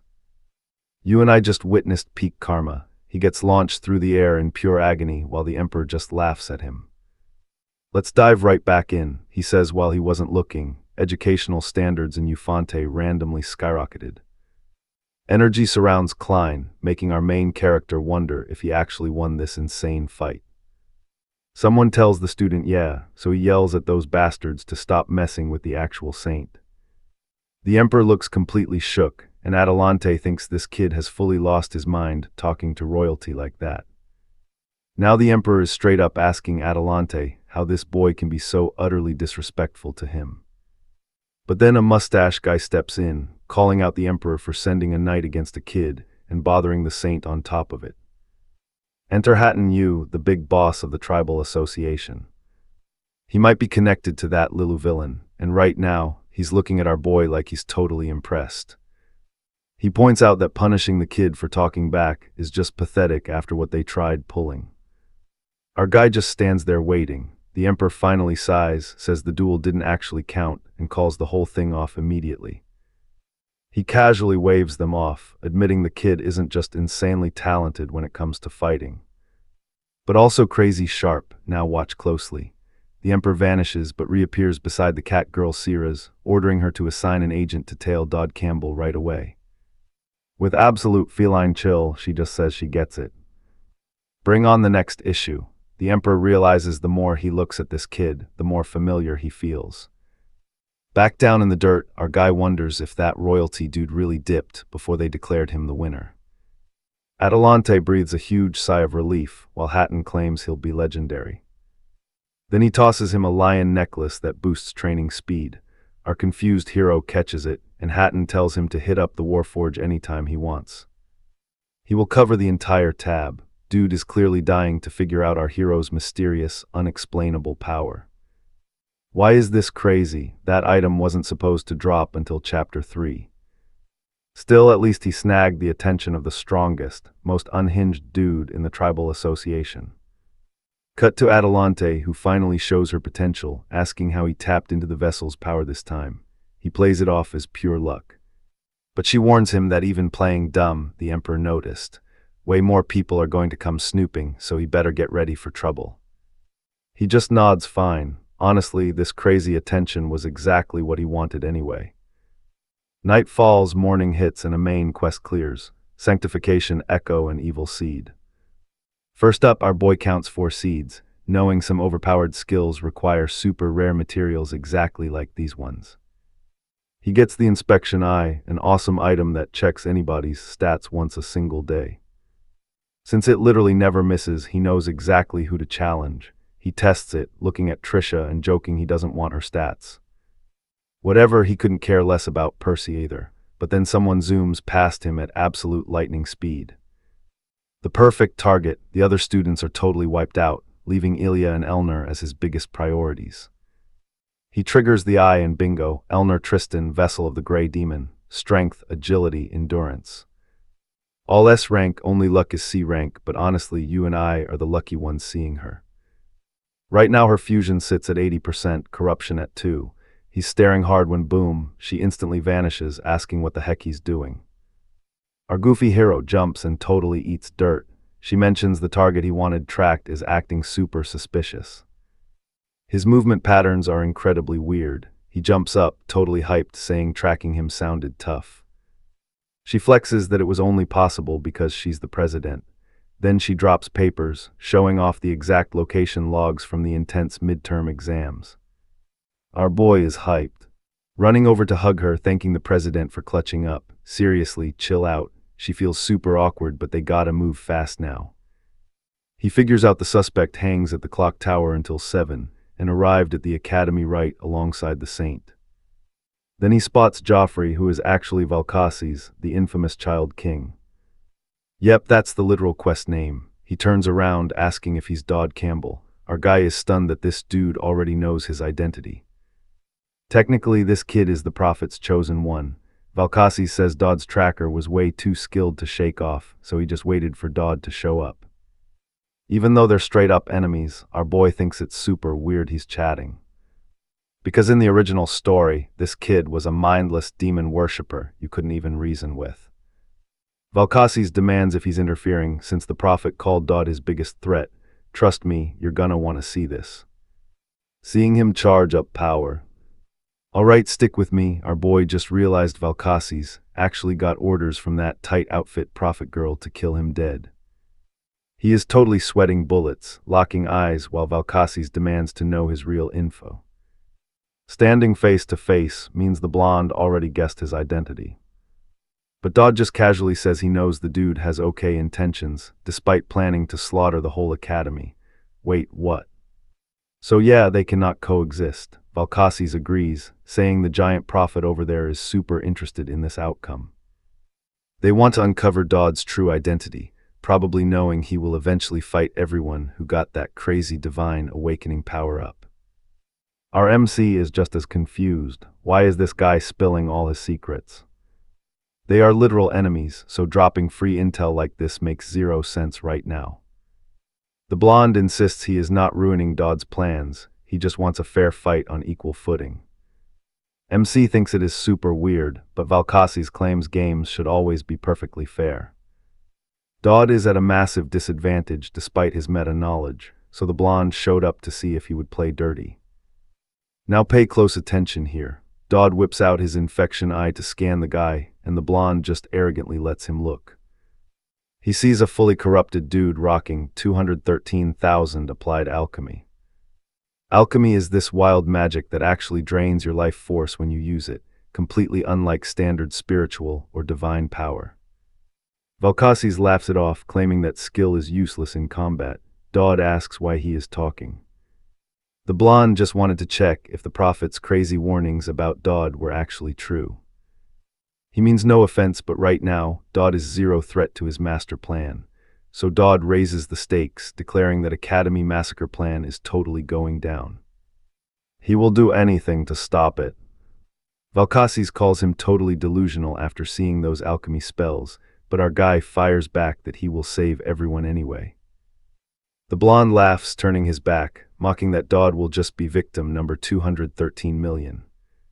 He then lunges forward, mutating into something absolutely terrifying and vanishes. Dodd talked big, but honestly, he is unsure. Beating a monster like that is tough. Scene change, Lucian asks her sister about the outfit.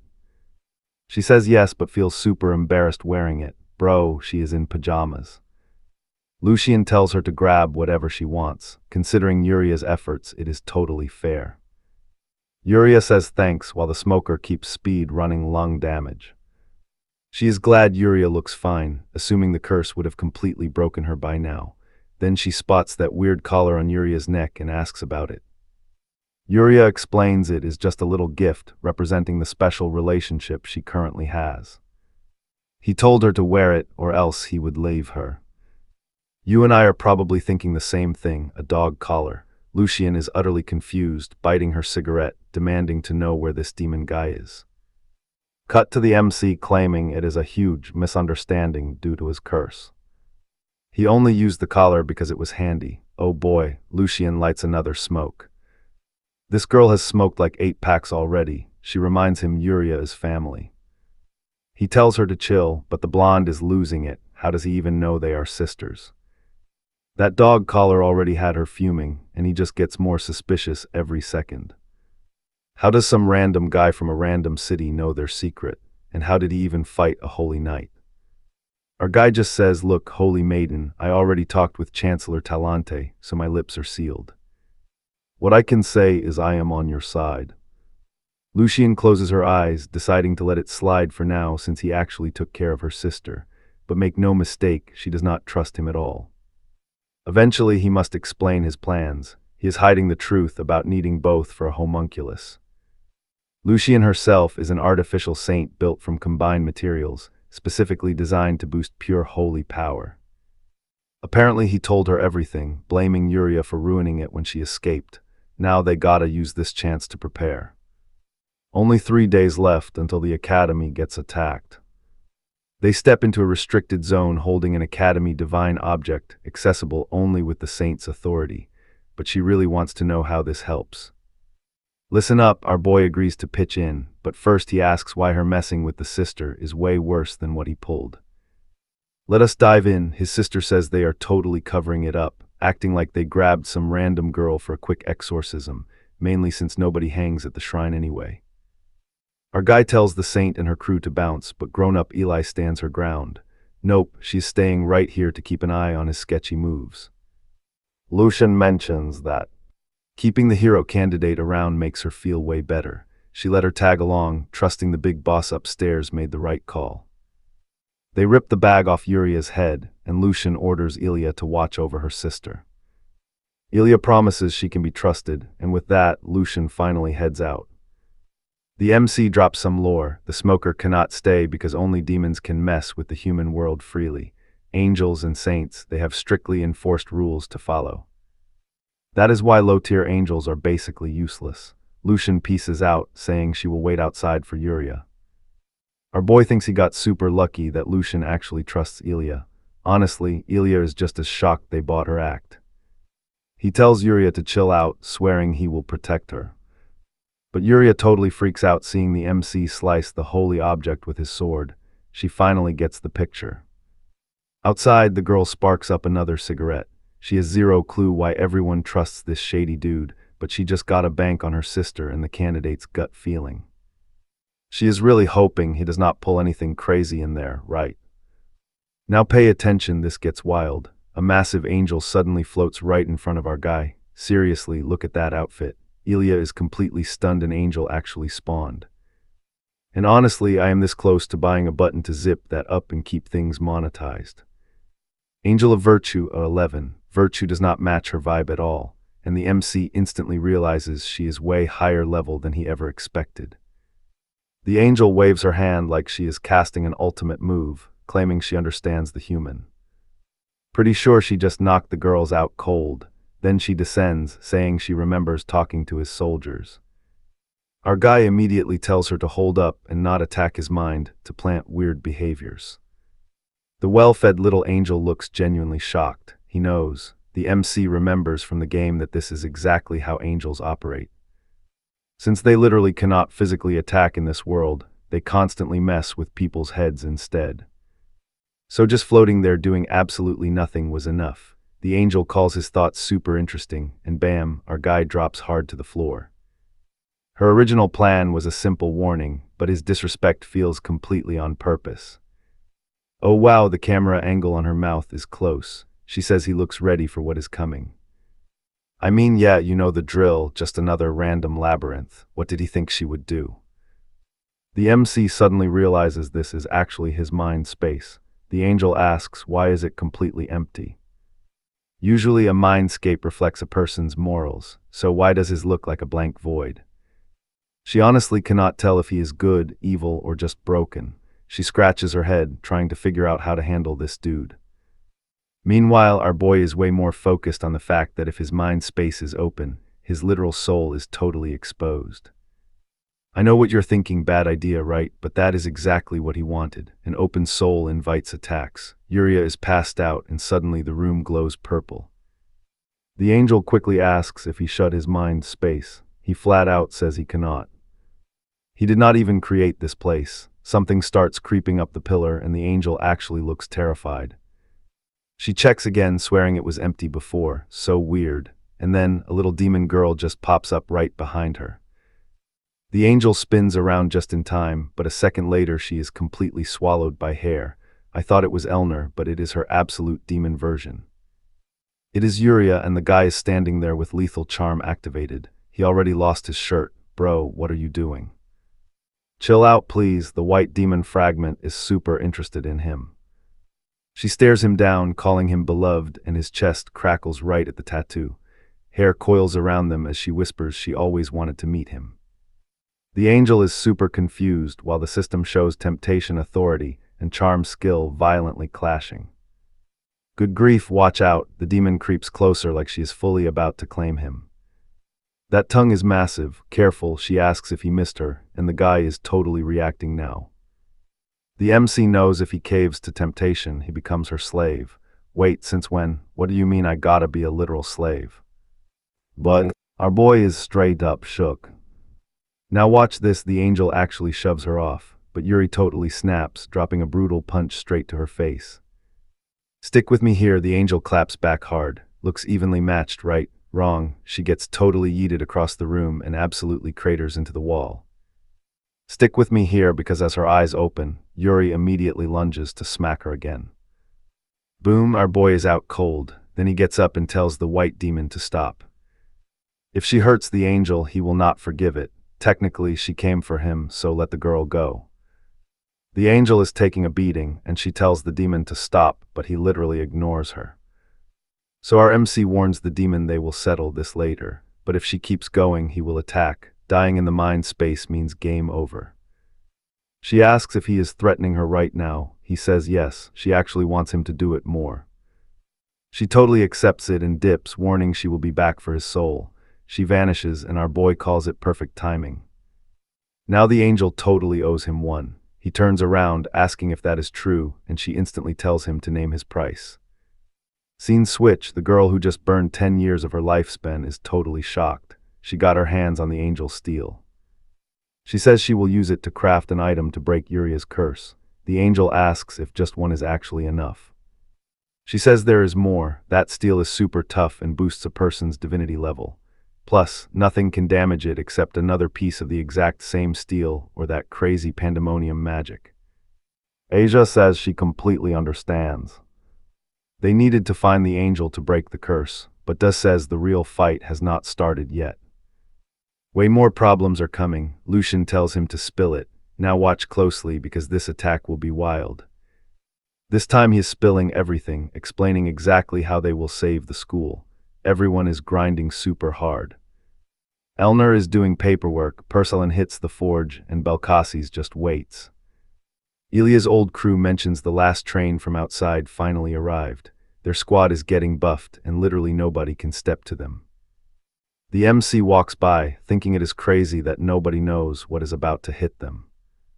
It would be awesome to enjoy a chill school life like that, but his real-life school days were pretty trash too.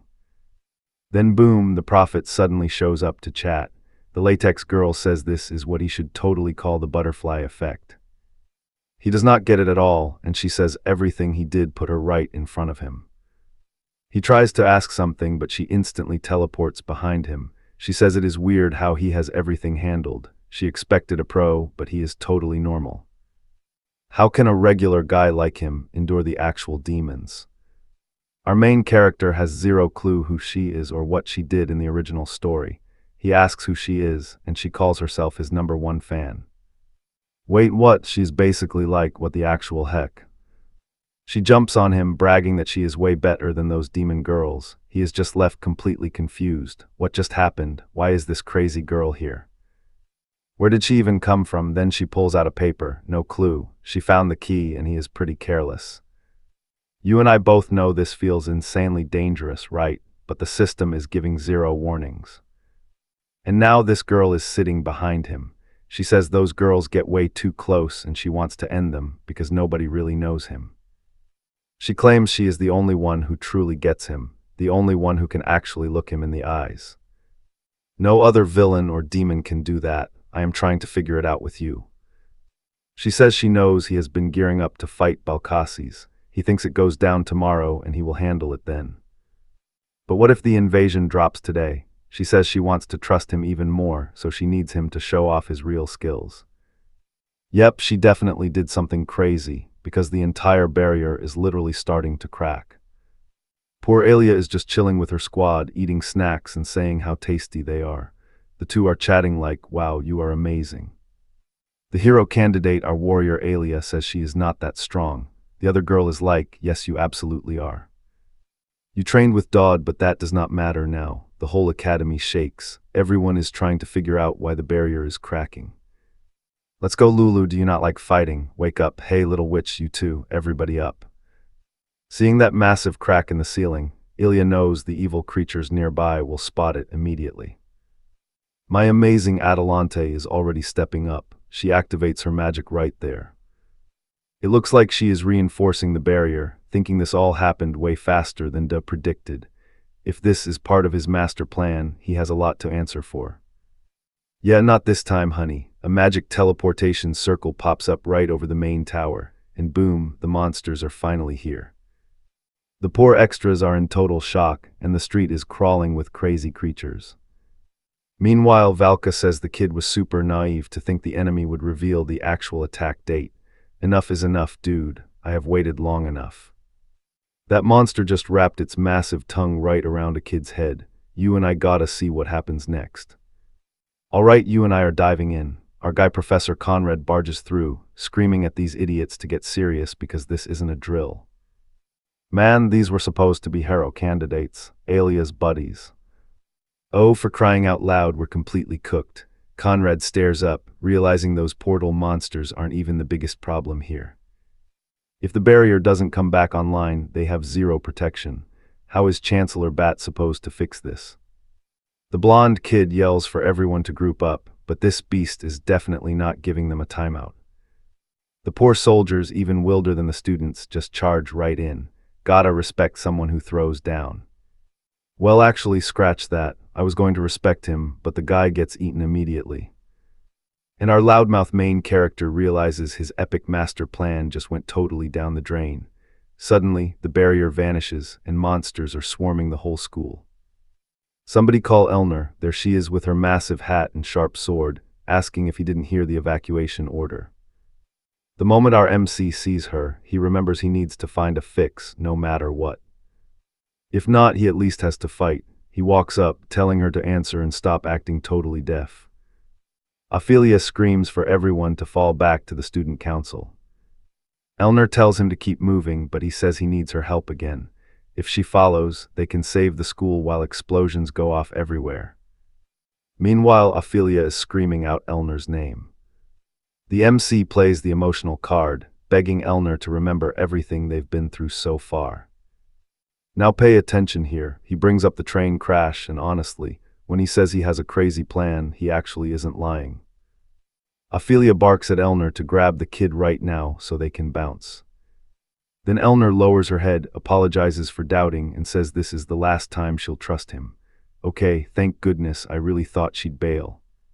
So they both bolt the other way. While Ophelia thinks Elner is an idiot, Elner tells our guy to let go. Alright, how are they fixing this mess? He says he knows someone here, running up to these hooded guys for help, but they flat out reject him. The kid reveals he knows the Emperor sent them after the duel. They're just here to watch, literal exorcists. The hoods keep playing dumb, but he tells them to drop the act. He knows their only job is babysitting him. The white-haired girl says it's true, so what? As long as he breathes, they're completely fine. You and I both know what's up. These jerks don't even care if the academy burns, and because of them, he won't die. But he'll definitely lose his bet against Balkasis. Meanwhile, they're feeding intel to Siraz, a cute girl, saying they found her target item. Our MC refuses to die here, so he just screams, begging that crazy woman for backup. He yells out Siraz Dreamor's name, shouting that he knows she can hear him. The white-haired girl looks super confused, but then the amulet glows, and Siraz, the master assassin herself, suddenly looks very interested. Siraz orders Bisla to help the kid. A weird little bug-like thing pops up, and she says she totally gets it. Right in the middle of this drama, those monsters are spawning all over the school, except they're swarming straight toward our little assassin squad. Siraz warns that the kid better explain how he knows her later, and he'll have to take responsibility for it. What did he even say? He just dropped her name. Chill out. Her trained killer starts helping by completely shredding beasts everywhere. What is that? Pure flexibility. Just calm down. Elner looks actually impressed by this power, but the MC says time's up.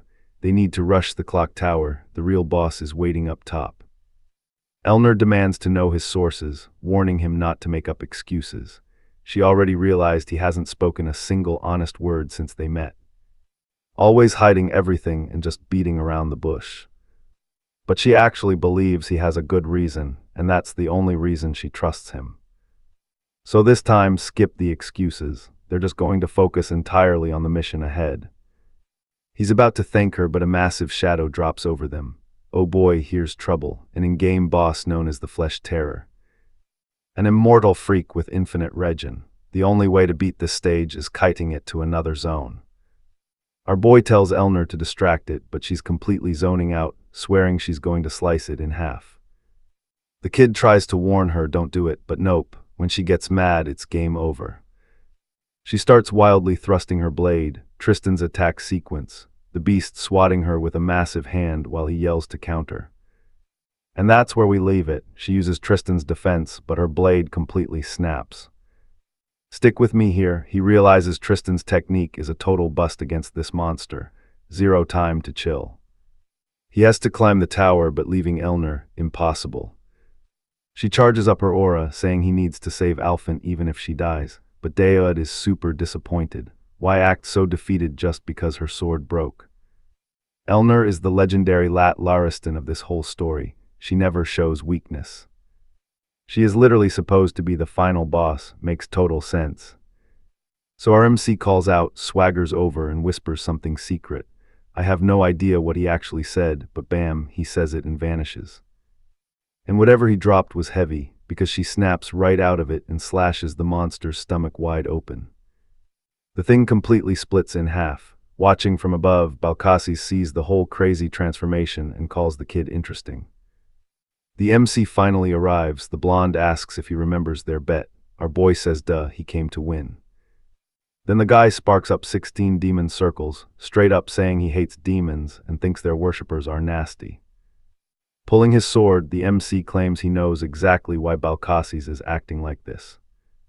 Those demons made him suffer for thousands of long years. The only reason he teamed up with that demon-loving prophet, a guarantee, the absolute promise of finally getting a clean, no-strings-attached death, makes sense, right? Now pay attention, this is huge. In the original lore, the prophet promises to kill Balkasi's, since he is literally an immortal homunculus. That totally explains the 1 million deaths thing. The prophet promised his wish would be granted if he destroyed the entire academy. After waiting forever, he decided to trust that sketchy deal. Balkasi's asks how the kid expects to win knowing this. Daeod smirks, saying he wouldn't be so confident if he didn't know. The blonde guy agrees. Since the kid understands the crazy stakes, he knows his only option is to go all out. Balkasi's has a curse. He can only die fighting at 100% power, and our MC dares him to bring it. The scene cuts to Ilya, saying she never expected to experience something like this alongside her friends. Yuria asks if they are seriously doing this, while Lucian says he completely trusts Ilya's chosen timing. All three are literally sitting on a catapult. Elliot yells, "Get ready." Yuria yanks the lever down and boom, they launch. The MC told them to launch straight to the top floor. Back to the fight, Balkasi's tells our boy to prove he is not just all talk.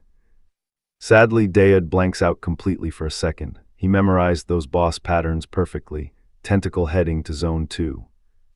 Then a massive laser, duck, Phase 1 is basically a breeze.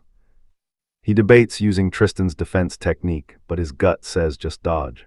He is literally torn between his new powers and his veteran gamer strats. Balkasi's finds it hilarious. The kid wanted a fight, but he keeps running away. Such a letdown, but our MC hides, zero shame about being humiliated. He's here to survive. He will use every dirty gamer trick possible. He is an F-rank nobody, so facing this monster head-on is a total death wish. You saw that coming, right? Suddenly, the Meat Terror's ugly severed head goes flying straight up. He remembers the game logic. Normally the head explodes below. Elner slices through the chaos. Balkasi's attacks, and bam, the explosion triggers high in the air. Elner keeps farming aura down below while our MC survives the blast, completely and utterly wrecked. Balkasi's demands the kid show his true will to keep fighting. But the monster is already face to face, bragging that this form is completely unstoppable. He didn't expect much, but respects the kid's insane bravery. The killing blow aims right for his face, but a chained sword suddenly yanks our MC backward. How did you get here, acrobat? Lucian is rocking tiny angel wings. Talk about a crazy flex. Yuria cheers that the MC is safe, and Ilya drops in saying he has endured enough. Our boy is super hyped they showed up, even though the original plan was for tomorrow. Yuria shows off the crown made from angel material, proving her curse is totally handled. And get this, she actually starts transforming right there. Looking like a full knight, Balkasis finally gets the kid's plan. The real battle starts now. Daud realizes the setup is absolutely flawless. He sprints forward, shouting that if they follow his lead, they win. Trust me, this is where we lock in. One mistake means game over for everyone. Listen closely. Lucian gets super hyped, noting the sisters are finally fighting side by side. Plus, that epic armor definitely makes her look way taller. Our boy yells a warning. A giant laser approaches from the side. Alright, stick with me, we are jumping right into the chaos. Lucian preps prayer 37 so Ilya can push forward. Balkasis fires. Lucian complains the dude gives way too many orders for a guy barely doing anything. Boom, laser smashes right into his barrier. Yuria ducks just as our main character yells about incoming tentacles. He says Yuria needs to crouch first, then reflect the hit. She dives, blocks, and holds the line. He tells her to fall back and orders Ilya to advance, still bossing them around. Now Lucy buffs Ilya up for a massive power strike. He tells her a laser is coming for her face, but don't flinch. Just keep running straight and it will miss, and bingo, it works. Ilya charges right through the massive blast, slicing it. The boss is completely losing his mind. How do they know every single one of his attacks? Who even fights like this? Our boy tells Yuria to keep applying pressure. Aya starts cooking up an explosive fire spell, unleashing a massive, roaring wave of flames. Balkasis admits the kid is not just all talk, but says that is still not enough to kill him. That circle above the tower keeps growing, shooting lightning everywhere, while my girl Adelante is still trying to fix her broken barrier. Girl, you've been doing that for 6 chapters, back to the fight. Lucian throws up more shields. You and I gotta watch this insane big brain energy. Our main character predicts every pattern until the boss screams they're too predictable. But right when he swings at them, our guy steps up. She rolls out and counterattacks. Ilias charges in, landing a clean, heavy hit dead center on his forehead. The chain flies back to Lucian. Balkasis is gonna regret this. He triggers a test of faith, and this absolutely blinding explosion of light erupts over the tower. It totally worked. Balkasis turns back into a kid with that weird thing stuck in his chest, screaming out loud. Purple and gold energy explodes everywhere. Lucy is honestly baffled, asking how this guy is even still alive. The blonde kid is fuming, swearing he won't die like this. He has a kingdom to protect. Golden energy gathers around him, and Alia realizes this is their one opening. They already dealt heavy damage to the heart, now just slice off the head. But the main character literally tells her to hold up. Damn it, he says they have done enough, everyone needs to evacuate, and he will handle the rest. She thinks he has completely lost his marbles. Can he see the giant boss is literally still standing? He replies that the setup is perfect, but they gotta bounce right now or they will all be cooked. He thanks them for the carry but says this part of the plan is all him. Yuria spots her brother over there, hesitates for a second, and then tells Saint Yuri she's staying right here to help our boy survive. But then she looks at him and straight up asks, what does he mean by letting Da die? The main character says she doesn't get it, promising her to her face that he will return victorious. Dying here was never on his schedule. Iller just freezes up, completely freaking out, and Lucian goes, come on honey, this is taking way too long. So she grabs her hand and leaps away with her little sister, then our guy. I know what you're thinking, a solo standoff. Yep, watching Balkasis crumble, he says breaking the curse requires a fair duel, and only he represents real justice. Dow Campbell. Rocking those absolute trash F-rank stats, he merges Soul Link with demonic essence, then casually asks Caliban if dying actually hurts. Caliban asks if he is stupid for thinking it wouldn't hurt like hell. The guy just laughs, saying he is done taking advice from that bastard. Then he triggers the stigma skill. Suddenly, the entire room goes pitch black. Crazy purple lightning bolts crash down onto our main character. He spits up blood and spots the kid at the back of the room, so he drags himself over there. The kid's blood is way more purple than red, and through all that chaos, he finds Balkasis sitting there, just watching his entire empire burn to ashes. Everything gets absolutely trashed until he notices someone and turns around. It is our guy. He warns the kid to be careful. or he will end up trapped right there with him inside those tragic memories forever. Even so, our boy tells Valkasis to drop that obsession with winning one-on-one. He is stepping up to save the kingdom, and him too. The blonde kid laughs, saying our boy knew the crazy risks but still pushed through to the end. He actually took the W. I don't know exactly what happened, but he reached out and saved the blonde kid while the barrier reformed. Adelante, usually flexing hard, could not do anything. In the end, our guy completely hard carried and fixed it alone. The portal vanished from the tower. Just like that, the main quest is cleared. He bags 1,000 points and unlocks a special Inquisition interaction just as he starts opening his eyes. Guess who is waiting right there with plush lips? Sitting right on his lap, asking if she came up here right after he defeated the monsters. She says yeah. He asks if she's mad because he left her downstairs to chat with the weird kid. She replies her anger is actually about something totally different. So what do you and I take from this? He bumped into the hero candidate and the saint, and together they totally beat Balkasis. Stick with me here, it is weird because she should have been brought to this epic moment. Our main character is clueless. Is it jealousy or just a bruised ego? He stands up, tells her not to be jealous, and she literally tells him to go die. He is like, absolutely not. Our guy figures everything worked out fine, and the souls of Caliban and Balkas can finally rest in absolute peace. He tells Elnor to stop staring at him like that. What is up with that cheeky look? He says they need to gear up now, since these wild rumors are definitely going to spread everywhere. He does not really care though. He is way more hyped about that dinner she still owes him. Scene switch, everyone is celebrating finally getting a break from this cursed academy, and the smoker girl.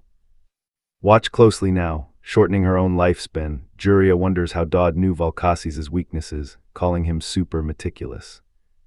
The main thing is that it all worked out. Her sister says she cannot relax just yet.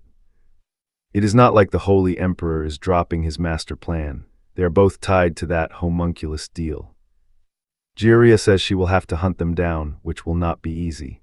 Suddenly, someone walks up and begs her to put out that stupid cigarette already. Oh, so the little witch only shows up now, huh? The scene shifts right over to Ilya's room. She is feeling super insecure, totally questioning if she actually has what it takes to be a future warrior. Her bestie reassures her that she was absolutely clutch in that final attack. But Ilya feels like she is blindly following her brother. You saw that too, right? Homegirl just walked by and totally grabbed her thighs. The scene flips to our main character chatting with Atalante, who warns that demon worshippers will definitely hunt him down. That is what he is saying now, way too late for her to mention that. He has been deep in this mess for a long time. Then she tells him to go rest, reminding him he is still just a student. Dodd stops and realizes he has only beaten chapter 2 so far. He really needs to figure out what is up with this so-called prophet. In the actual game, no female demon worshipper ever played that role. Then Atalante tells him to play along. He just stands there totally confused. Play along? What in the world are you even talking about? She says. The guy is supposed to visit Ilya's family. Damn it, he has to go with Ilya and Elnor. Miss, can you really just do that? Trust me, we will see.